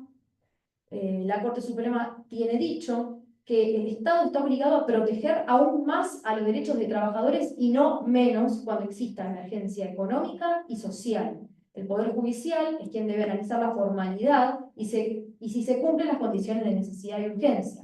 Contraviene la Constitución Nacional, el derecho internacional y los tratados internacionales de derechos humanos, como la opinión consultiva del artículo 27-21 de la Corte Interamericana de Derechos Humanos, entre otros instrumentos de derecho internacional de derechos humanos. Principalmente viola el principio de progresividad. Bien, este principio entendido como un progreso continuo en la protección de derechos y prohibición de retroceder en los niveles de protección alcanzados, establecidos en la normativa que ahí se cita. Haciendo referencia a que es un pilar en el derecho internacional de los derechos humanos, esto que hablábamos hoy. Retrogradar implica violar el artículo 14 bis de la Constitución Nacional en tanto condiciones dignas y equitativas de labor, sumado a la protección de derecho a igualdad, propiedad y defensa en juicio del trabajador y la garantía del artículo 75, inciso 22, que establece que toda reglamentación de los derechos consagrados en la Constitución Nacional debe garantizar el pleno ejercicio y goce de los mismos. Este es el argumento del fallo Renatre que se cita. Bueno, entre otras violaciones, ¿no? El proyecto de lo que hablábamos hoy, el proyecto de vida del trabajador, el principio protectorio, el principio de inmunidad, violación de la protección de los créditos laborales, el derecho a reparación integral del daño sufrido. Y bueno, acá ya directamente nos adentramos en la ley bases. Esta ley bases que tiene vigencia a partir del 9 de julio del 2024 y que en su título cuarto hace referencia a la promoción del empleo no registrado. El título quinto establece la famosa modernización, entre comillas. En lo que hace a la promoción del empleo no registrado, la regularización de las relaciones laborales no registradas o deficientemente registradas con anterioridad iniciadas con anterioridad a la ley, reglamentación establecida por el Poder Ejecutivo. Hay una condonación de sanciones y multas, la baja del empleador, registro público de empleadores y sanciones laborales, si es que se registra y se paga la multa, condonación de deudas, de un 70% como mínimo, de la falta de pago de estos aportes que se adeudan. El trabajador va a tener derecho a que se le computen 60 meses de servicios con aportes. Se incluyen deudas administrativas o judiciales, el empleador se allana incondicionalmente y paga las costas. Y la AFIP y los sistemas de seguridad social deberán abstenerse de realizar determinaciones de deuda de oficio, es decir, todas premiaciones para el empleador evasor. El título quinto, como les mencionaba, establece la modernización, entre comillas, laboral entre sus artículos 82 y 100. De esto habían hecho referencia Juan y Facu el miércoles pasado, con las modificaciones, justamente modificar el concepto de registración. Se entenderá cuando se registra en un único sistema sometido a reglamentación, que esto es más o menos lo que habíamos visto recién con las modificaciones del DNU. La normativa derogada fue la que habíamos repasado, la inscripción en el libro especial del artículo 52 y el artículo 18, inciso A. El artículo 7 bis, que viene a establecer que se entienda registrado un contrato cuando se registra por cualquiera de los sujetos intervinientes, lo mismo. El artículo 7 ter, que establece la denuncia del trabajador a la autoridad de aplicación de la falta de registración por medios electrónicos. Y el cuater, poner en conocimiento a la autoridad de aplicación de la sentencia judicial y establece igualmente la deducción de los componentes ya ingresados, ¿bien? De haberse aportado en virtud de un contrato de locación de obra o servicio que generalmente oculta un fraude. Bueno, después hay ciertas modificaciones, incorpora como excepción a la aplicación del régimen de contrato de trabajo el inciso D a las contrataciones de obra o servicios, que esto parece algo redundante porque si nos encontramos ante los contratos del Código Civil, entonces eso fue desde siempre, no nos íbamos a enmarcar por la ley de contrato de trabajo, sin embargo lo establece expresamente. El artículo 23 también fue modificado, esta presunción de existencia del contrato de trabajo. Se agrega un párrafo final al artículo 23, donde se deja fuera de la presunción de la existencia cuando se trata de relaciones de contrataciones de obra o de servicios profesionales o de oficios y se emitan los recibos o facturas correspondientes a dichas formas. La reglamentación del decreto 847 que mencionábamos recién manifiesta que la presunción opera sin importar la cantidad de facturas y o recibos emitidos y o clientes que se posean. El artículo 29 sobre intermediación lo habíamos visto el miércoles pasado, también modifica el artículo y lo desnaturaliza por completo. Ahora se considera empleador aquel que registra el vínculo laboral, sin importar si fueron contratados en vistas a ser utilizados por terceros. Y que se toma a los fines de las responsabilidades por las obligaciones laborales y previsionales el tiempo de efectiva prestación para cada uno de ellos. ¿Bien? También factura el artículo 23, casi todos los supuestos, digamos. Claro. Siempre son servicios de obra, profesionales. Exactamente. Sacando la actividad. Lo mismo que el artículo 2. Bien, después modifica el periodo de prueba, en donde permite que se amplió a 6 meses, y se permite que por con convención colectiva se amplíe hasta 8 meses, dependiendo el tamaño de las empresas, o hasta 1 año. Y, bueno, igual hay una expresa disposición del decreto de contrato iniciado luego del 9 de julio del 2024. La protección de la maternidad, que lo hablábamos recién respecto del DNU, lo mismo. El artículo 242 de injuria, ¿bien? Se presume la injuria, en este caso, en perjuicio del trabajador. Esta es una reforma absolutamente regresiva. Bueno, los bloqueos que yo acá agregué, que están definidos en el protocolo de Bullrich, en el 901, que define lo que es un bloqueo. La presunción de la injuria grave cuando mediante una medida de acción directa se afecte la libertad, se impida o obstruya o se ocasione un daño. Y la intimación al trabajador. La modificación del artículo 245 bis, como el despido discriminatorio, que también creo que Facu y Juan lo habían hablado el miércoles pasado, no recuerdo bien.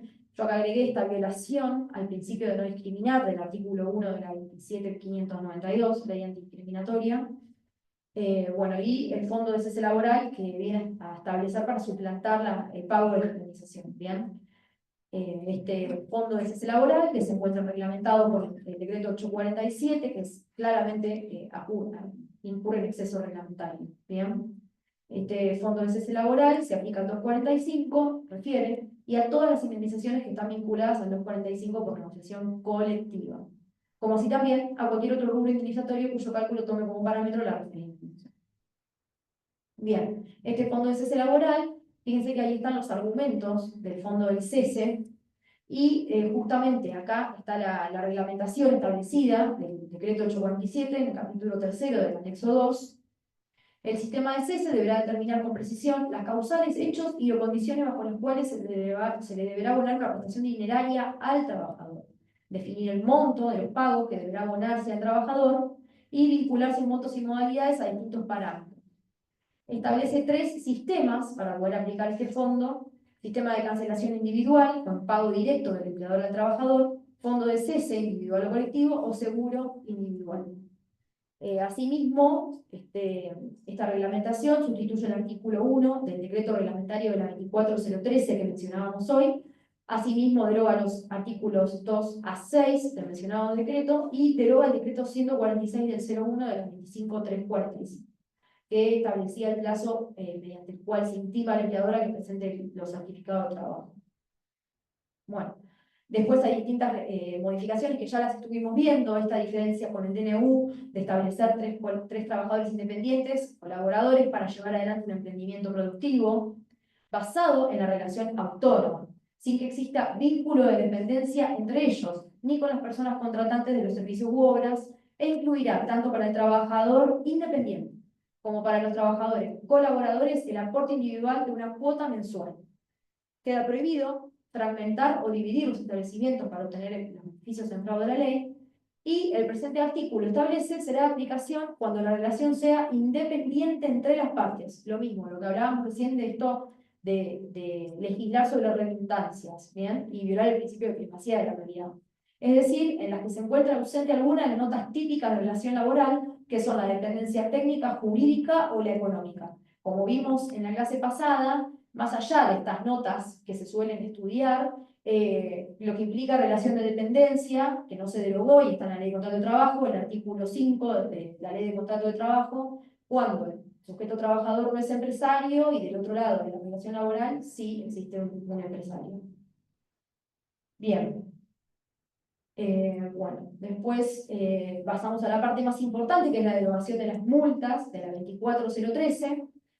Lo que hablábamos hoy respecto al DNU también se aplica en la ley bases, eliminan los artículos 8, 9, 10, 15 y el artículo 1 y 2 de la 25323, las multas del artículo 80 de la 122 bis, que estaban incorporadas por la 23, por la 25345, y la indemnización agravada del artículo 50 de la 26844, que duplica la indemnización por despido del artículo 48 de dicho régimen.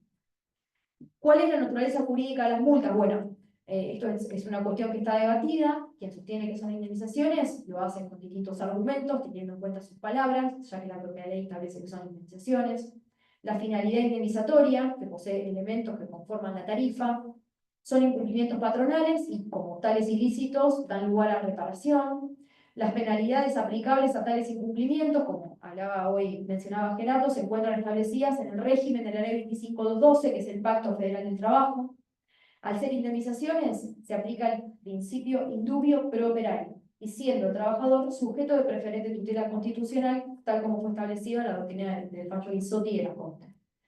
No es posible la aplicación retroactiva de la ley. De ser así, sería violatoria de garantías constitucionales que fueron incorporadas al derecho de propiedad del trabajador.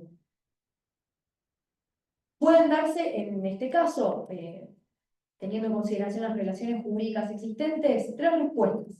La ley nueva no alcanza a las situaciones jurídicas existentes nacidas al amparo de la ley anterior.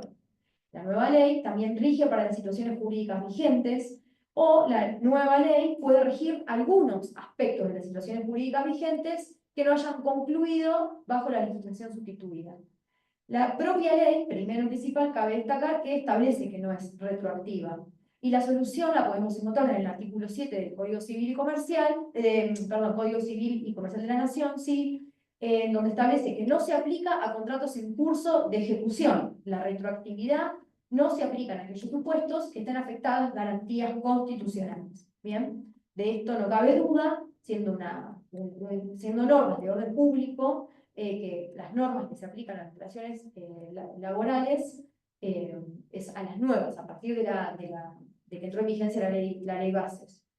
Por tanto, en esta instancia lo que nos queda analizar es la regresividad de estas normas, este principio de progresividad que estábamos hablando hoy. Acá hay un fallo del año 1922 de la Corte que sostiene que ni el legislador ni el juez pueden, en virtud de una ley nueva o de su interpretación, arrebatar o alterar un derecho patrimonial adquirido al amparo de la legislación anterior. En ese caso, el principio de la no retroactividad deja de ser una simple norma legal para confundirse con el principio constitucional de inviolabilidad de la propiedad, en este caso de la propiedad del trabajador. Quería resaltar que en el Pacto Federal de Trabajo de 1999, que hacíamos referencia hoy, justamente está referido que el trabajo está caracterizado por la condición humana y que los cambios tecnológicos, organizacionales y productivos de las últimas décadas justamente deben poner en práctica nuevas y creativas acciones que mejoren y no vayan en perjuicio de las condiciones de trabajo. ¿Bien? Por tanto, se mejoraría la calidad de vida de los habitantes. Agregando que debe atenderse a los más vulnerables, entre ellos los trabajadores no registrados. Cumplir con la normativa laboral es un deber irrenunciable de los gobiernos, que hay que lograr el compromiso de actores sociales, como los sindicatos y otras instituciones sociales. En el anexo 2 de este pacto, hoy justamente Gerardo hacía mención, hay una clasificación de las infracciones. Dentro de las infracciones graves se puede ver que incluye la falta de registro de los datos esenciales del contrato de trabajo en los libros o la falta de entrega del certificado de trabajo. Y como infracciones muy graves, directamente la discriminación en el empleo o la falta de inscripción en los libros del trabajador. Por tanto, se pueden establecer dos posibles posturas al momento de solicitar la reparación. La primera postura podría solicitarse la declaración de inconstitucionalidad y la reparación idéntica a la contemplada en la norma de derogación, ¿bien? Ultraactividad de la norma de derogación. O una segunda postura, una reparación plena, que es lo que decía Gerardo, tratar de ser creativos, inventivos, leer, estudiar y ver cómo podemos hacer para plantear una cuestión novedosa que lógicamente va a requerir un esfuerzo muy grande porque los abogados laboralistas estamos acostumbrados a la tarifa, lo mismo los jueces, para que los jueces reciban planteos que puedan resolver, ya que si no está planteado el juez no puede resolver. Estos sistemas se pueden aplicar de forma acumulativa o subsidiaria. No sé si querés mencionar algo. No, simplemente una reflexión final sobre el tema de, una para nosotros como abogados y otra para utilizar el tema de la ley base, lo que nos permite es, creo que, generar justamente nuevas herramientas como para poder reclamar a lo mejor rubros que antes uno no los tenía muy presente y que ahora, lógicamente, ante esta supresión de las indemnizaciones agravadas, lleva a que se vayan buscando alternativas en este caso, en el Código Civil y Comercial más que nada, con lo que decía recién Belén, la reparación plena, que está en el artículo 1740, 1710, 1711, que tiene que ver con la acción preventiva de daño, el 1738, que habla sobre todas las indemnizaciones que se puedan solicitar, el daño al proyecto de vida, los daños y perjuicios, el tema del daño también psíquico, el daño moral, que indudablemente está presente, ya estaba presente antes y ahora mucho más en estos casos. Así que creo que por ahí también es importante que cuando uno hable con la persona que tiene que reclamar, lógicamente, buscar la manera de que de todo lo que, las frustraciones, todas las pérdidas, todos los daños que vaya teniendo, bueno, va a tener que documentarse, como dice Facundo, que hay que juntar papeles de todo tipo y probar, lógicamente, un montón de otras cosas, pero bueno, siempre es así, siempre hay que demostrar y siempre hay que probar. Y lógicamente por ahí estamos a lo mejor desviando de lo que uno habitualmente tenía con la ley de contrato de trabajo y las normas que establecen una tarifa, y uno va más por el lado de lo que es una demanda típica de daño y perjuicio, como en su momento pasó con la ley de riesgo de trabajo, que también exige de la misma manera un montón de de otras pruebas y un montón de mucha actividad, de mucha inventiva, que ahora también en este caso se dan en estas circunstancias. Y por otro lado también me parece que pedirle también que los jueces apliquen la normativa internacional, ¿no es cierto?, la Constitución. Y acá, bueno, hoy estamos hablando del artículo 8 del inciso 4 de la ley 15.057. Quería leerles esa parte por ahí, es importante tenerla presente, en la cual el 8 inciso 4 dice: fundar la sentencia definitiva o interlocutoria bajo pena de nulidad, respetando la jerarquía de las normas vigentes y los principios de congruencia y progresividad. Esto, si bien es algo que lógicamente no hace falta que estuviera escrito, porque eso es el deber de los jueces, nunca está de más que se les recuerde que se apliquen estas normas. El doctor Orsini tiene un trabajo relacionado con este punto, en donde habla justamente de ahí un poco, podríamos decir, esa situación donde se plantea por un lado el principio de congruencia y por otro lado el principio de progresividad, y ver entonces si eso puede ser que subsistan. Y él menciona de que, por supuesto, que el principio de progresividad no sería incompatible con el hecho, por ejemplo, de que si alguien no solicitó la inconstitucionalidad, el juez la pueda plantear de oficio, porque, bueno, se citan un montón, hay distintos fallos que así lo disponen. También la posibilidad de que el juez, aun cuando no se haya pedido, por ejemplo, alguna indemnización accesoria, en un caso de riesgo de trabajo donde se solicita lo principal, se pueda incorporar el juez, podría decidir por lo accesorio. Por ejemplo, si pide daño y perjuicio por la incapacidad y los distintos rubros que tienen que ver con eso, y no solicita el daño moral, directamente el juez se lo podría ordenar. Eso es lo que propone. Incluso una otra posición es también el hecho de que habilitaría a que si se cita a un tercero, como puede ser un RT, a un juicio y no se pidió la condena, el juez lo podría hacer en base a este principio de progresividad. Y aun cuando, bueno, estaría en juego por allí el principio de congruencia. Lo funda muy bien, es un artículo que está en un dossier que se llama de Microjuris, en donde justamente habla sobre este artículo de la ley 15.057, y que la verdad que si lo pueden conseguir es muy importante. Por allí lo tenemos, así que después se los podemos dar para que los puedan usar, porque para fundar cualquier demanda o cualquier pretensión es fundamental, sobre todo por las citas legales que realiza y sobre todo de judiciales, de fallos internacionales o incluso de la Corte Suprema y de la Suprema Corte, y creo que eso va a servir también para que todos podamos hacer una mejor demanda, que lógicamente ahora nos exige mucho más, y está bueno porque uno va creciendo, así que esto nos viene a despertar y bienvenido sea. Por eso, además tampoco me parece que, si bien uno a lo mejor se preocupa por esto, uno lo que ve es que sigue la clandestinidad, y como no hay sanciones, creo que va a aumentar más la clandestinidad, con lo cual hace que esto va a generar que aumente la cantidad de daño, y por supuesto mala suerte para el empleador, porque va a tener un grado de imprevisibilidad mayor.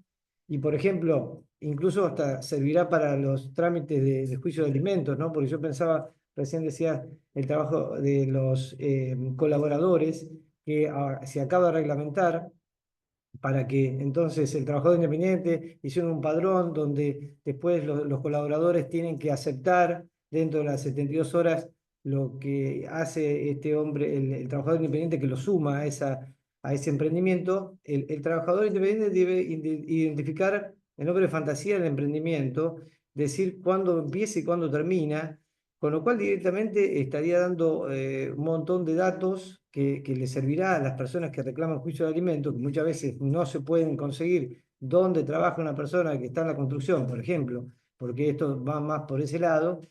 Y de esta forma, digamos, si estuviera registrado y declarado, le va a ser mucho más fácil ubicar, digamos, dónde trabaja aquella persona que tiene que prestar servicios, que tiene que pagar una cuota alimentaria. Y a los trabajadores colaboradores, que realmente es, yo diría, un término que usa el presidente, ¿no? El que hizo esto es, podríamos decir, los degenerados legales, podrían decirse, ya que él utiliza palabras, porque Sí, realmente contradictorias en sí es algo mismas. increíble que Establece alguien pueda trabajador decir, claro, o independiente sea, no La hay misma oración. dos opciones. O el trabajador es autónomo o es bajo dependencia. En todo caso será socio, pero no existe esta figura, digamos, sui generis que realmente le aportaría, en todo caso, creo que prueba del fraude si se inscribe y se registra en este padrón que establecieron. Así que, por lo tanto, creo que hay muchas posibilidades de que, al contrario de lo que parece, uno puede tener muchas chances de éxito en todo esto, ¿no?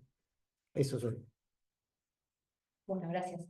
Bueno, para ir adelantando un poco más, estas posturas tienen distintos argumentos, dentro de los cuales, al definir el cálculo indemnizatorio, podemos considerar distintas opciones, conforme al artículo 165 del Código Procesal Civil y Comercial, que los jueces establezcan el monto de condena a una situación análoga a la derogada, que se tome como parámetro normas anteriores o leyes análogas, o solicitar la aplicación ultraactiva de la ley derogada. Bien, esta es la doctrina del fallo Renatre, entre otras, que lo habíamos mencionado o lo menciono a continuación. La segunda postura sobre reparación plena, justamente lo que hablaba Gerardo, artículo 1740 de reparación plena por ausencia de tasación, fundado en el deber constitucional del artículo 19 de Mañar, donde se pueden reclamar daños patrimoniales y extrapatrimoniales, violatorios argumentando la violación del artículo 14 bis del despido arbitrario. En cuanto a supuesto de empleo no registrado, se puede considerar la falta de acceso a la obra social, a una RT, al cobro de asignaciones familiares, subsidio por desempleo, daños previsionales, derechos jubilatorios, miedo a la represalia ante el reclamo, incertidumbre, etc. En tanto, falta de pago en términos de la indemnización, violación a percibir una indemnización justa, tal como establece la Convención Americana de Derechos Humanos, doctrina de la Corte, fallo Provincia de Santa Fe, Aquino, violación del artículo 14 y 17, preámbulo de la Constitución y determinadas varias leyes que están ahí mencionadas. Entonces, ¿cuáles serían los derechos y garantías constitucionales vulnerados? El principio de progresividad, principalmente, como una obligación del Estado. ¿Bien? Y, bueno, hay distintos postulados del fallo Misotti, Aquino y Castillo, este control de constitucionalidad que se establece en la famosa primavera del año 2004, con distintos supuestos, el trabajador como sujeto de preferente tutela constitucional, el deber de nomear, el pago de una indemnización justa, y el principio de progresividad en aras a la justicia social. Y lo que mencionábamos recién, el control de constitucionalidad difuso, que puede ser establecido por cualquier tribunal de la nación. Esta alteración de contenido esencial de la reglamentación no puede ir en contra de la efectivización de derechos constitucionales. Bueno, la afectación de la ley bases en el caso concreto. Lógicamente, el blanqueo afecta a los derechos de la seguridad social, a la sostenibilidad del sistema previsional y de salud. Esto permite que se pueda reclamar el daño previsional como un reclamo autónomo. Viola el derecho a un trabajo digno y decente, trabajo registrado, promoviendo la impunidad y el incumplimiento de las normas laborales, lo que hablábamos hoy respecto al DNU. Fomenta el empleo precarizado informal, violenta el principio protectorio, viola el principio pro homine y viola el principio de progresividad, principalmente afectando derechos adquiridos, la estabilidad y la protección laboral, que básicamente este es el que va a aparecer en todos los casos. La derogación de las llamadas multas y demás disposiciones de la Ley Nacional de Empleo, la 24013, afectando el derecho de la seguridad social, lo mismo, en realidad la violación viene a ser a ramos generales para todo igual, violando el principio de indemnidad, protectorio, bien, el trabajo digno y decente, que es el trabajo registrado, fomentando la precarización y el empleo informal. Ahí se citan distintos artículos de normativa internacional. La derogación del artículo 80, esto que hablábamos hoy, que la obligación de la entrega está vigente por el artículo 12, inciso G, del artículo 241 y el artículo 80 de la LST. Derecho a la no discriminación, el acceso a un nuevo empleo, mejor posición para negociar el salario, o sea, la pérdida de chance, lo que decía Gerardo, como mínimo la tarifa, lo que implica la falta de entrega del certificado de trabajo. Se podría aplicar el artículo 1744 del Código Civil y Comercial, que como prueba de daño establece que aquel que invoca un daño debe probarlo, salvo que surja notorio de los propios hechos. En este caso, se podría solicitar la intimación a su entrega, esto justo para el compañero que se podría solicitar la intimación a su entrega bajo apercibimiento de astreintes y el artículo 1710 como deber de prevención, que lo mencionaba hoy Gerardo. Bueno, entre otras bueno, la creación del artículo 4, lo que mencionábamos hoy, y la sustitución del artículo 23, al eliminar la presunción sobre la existencia de un contrato de trabajo, violando el derecho al proyecto de vida, garantizado por la justicia social, trabajo digno, decente. Como se darán cuenta, la batería es exactamente parecida para todos. Limita el acceso a la justicia, la protección de los créditos laborales, porque hay dificultad para reclamar salarios adeudados, la desprotección frente a la libertad sindical, limitando los derechos sindicales, y el principio de igualdad y no discriminación, estableciendo excepciones basadas en la forma de pago o emisión de facturas. Esta discriminación entre trabajadores, donde yo voy a tener en un mismo sector, trabajadores realizando lo mismo con diferentes regímenes. Bueno, la responsabilidad solidaria lo mismo, la contradisciplinario básico, lo que hablábamos sobre el fraude laboral, el artículo 14 y 12 del Código Civil y Comercial. Modificación del artículo 92 bis, lo que implica la precarización laboral, esto de ampliar el periodo de prueba, la maternidad, violentando el principio de la verdad material, la discriminación al establecer este nuevo inciso en el artículo 245, violando la doctrina del fallo Álvarez y del fallo Picori, ¿bien?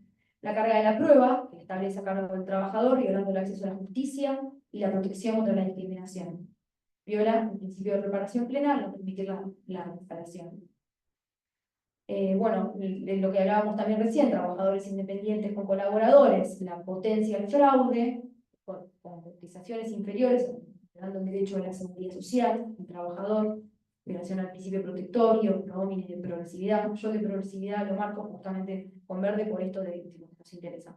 Y lo que mencionaba Gerardo, esta reparación plena que se puede pedir acumulativa o subsidiariamente, basada en el artículo 11 de la Ley de Contrato de Trabajo, 75 y 76, deber de seguridad y de exigir el reintegro de gastos y de resarcimiento sufrido por el trabajador en sus bienes o el hecho y en ocasión de trabajo. Artículo 1716, que establece el deber de reparar. Artículo 1722, con el factor de atribución objetivo, siendo la culpa irrelevante. La existencia del daño, daño a la persona, el patrimonio o un derecho de incidencia colectiva. La indemnización, disminución del patrimonio, lucro cesante del beneficio económico esperado conforme probabilidad objetiva, pérdida de chance, que tiene que ser razonable y que exista relación de causalidad, daño moral y al proyecto de vida. Todo eso ingresa dentro del reclamo, dentro de este supuesto legal. Requisitos para la indemnización establecidos en el 1739 y la reparación plena implica la restitución al estado anterior del hecho dañoso mediante el pago en dinero o en especie. Y como dijimos recién, como mínimo, la posibilidad de reclamar los daños determinados en las normas que habían sido derogadas. Como reclamo autónomo se puede solicitar los daños por el trabajo no registrado, argumentándolo en el despido discriminatorio, con violación al artículo 21 de la Ley Antidiscriminatoria 2592, la reparación integral, como decía Gerardo, basados en el 1740 del Código Civil, y los daños, que acá sí es donde vamos a tener la parte más difícil de tener que probar. Como se darán cuenta, eso va a depender del caso concreto.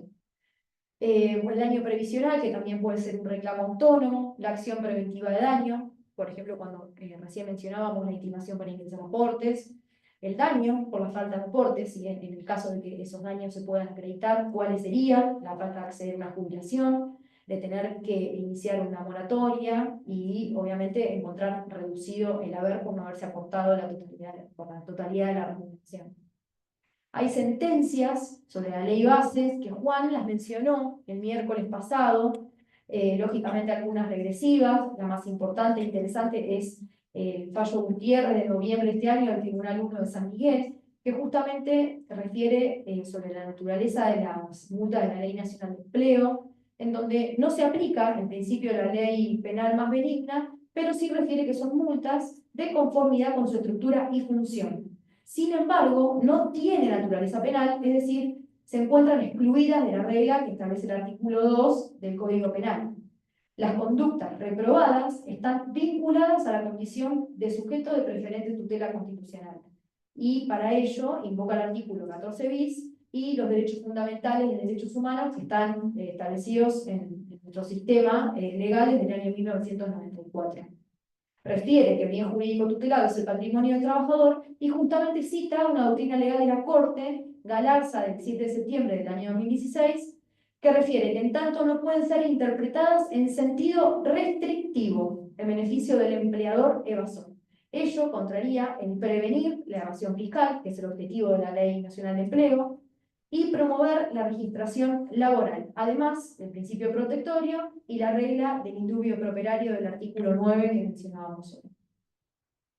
Este principio de progresividad, en el caso de declararse la inconstitucionalidad de la ley bases, a instancias del control difuso de constitucionalidad que mencionábamos, se podría proponer la reviviscencia o la supervivencia ultraactiva de la ley derogada o que fue abrogada y que resulta aplicable al caso concreto, como mencionábamos hoy, como forma de mantener los estándares de protección alcanzados por el derecho social.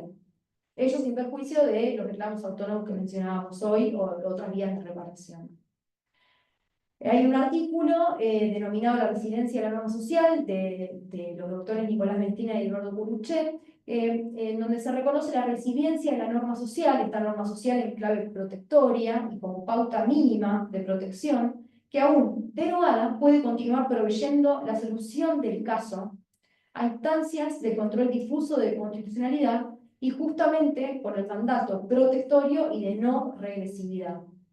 Según el artículo 2.1 del PIDES, que es donde encontramos en la normativa internacional la percepción de este principio, el principio de progresividad resulta ser una directiva a los poderes públicos del Estado de respetar el compromiso asumido de justamente adoptar medidas, especialmente económicas, hasta el máximo de los recursos de que se disponga, para lograr progresivamente por todos los medios la plena efectividad de los derechos aquí reconocidos. Esta es la faz, lo que se reconoce como faz positiva del principio.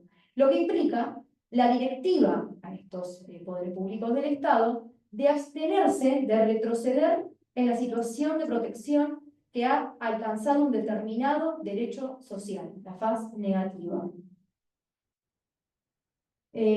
Bueno, en el transcurso nosotros invocamos a los fallos Aquino y Renatre, que es donde después se puede declarar la inconstitucionalidad de una norma por justamente violar el principio de progresividad y en particular la prohibición de regreso. Consecuentemente, la Corte aplica justamente la teoría de la supervivencia ultraactiva de la norma derogada en el caso concreto. Asimismo, a lo largo del taller, mencionamos el carácter regresivo de las derogaciones tanto del DNU como de la ley bases. Y hicimos especial referencia a la violación del principio protectorio del artículo 14 bis, de las condiciones dignas y equitativas de labor, del trabajo digno, decente, de lo que implica estar registrado, y del pago de una remuneración justa y oportuna, conjuntamente con el deber de no dañar. Para finalizar, no quería dejar de traer a colación un artículo que fue publicado en Revista La Defensa del profesor Ricardo Cornaglia, en donde al hablar de valores, principios y reglas, o de cómo se integran la dignidad, la protección y la progresividad contra el avance de las reformas legislativas regresivas, justamente refiere que la aplicación del principio de progresividad o no regresión es la forma o instrumento en la que el juez alcanza una correcta interpretación de la fuente o el instituto en cuestión, orientado el juez por los principios generales, como puede ser el principio protectorio, en virtud del cual declina el sentido y alcance auténtico del valor jurídico en juego, en este caso, la dignidad del trabajador. Nótese que el valor jurídico, en este caso, en la razón de ser de nuestro ordenamiento jurídico, que hoy se encuentra atravesado por la lógica de los valores de los derechos humanos. Y por tanto, el principio de progresividad lo que justamente implica es normativizar este valor jurídico que los derechos humanos intentan consagrar como regla jurídica de nuestro ordenamiento. Por eso me parecía importante traerlo a colación para justamente poder atacar estas reformas regresivas tanto del DNU como de la ley bases y bueno, hacer especial hincapié, como decíamos con Gerardo, de las recepciones, de las distintas recepciones que tiene hoy en día expresamente nuestras normas, como la Ley de Procedimiento Laboral de la Provincia de Buenos Aires, que es uno justamente de los deberes de los jueces. Bueno, nada más. Muchas gracias y bueno, si tienen alguna duda o consulta o pregunta que quieran hacer. cualquier cosa, el PowerPoint lo podemos dejar a disposición si es que lo requieren o lo necesitan. Y bueno, gracias por haber venido a escucharnos. Muchas gracias. Gracias.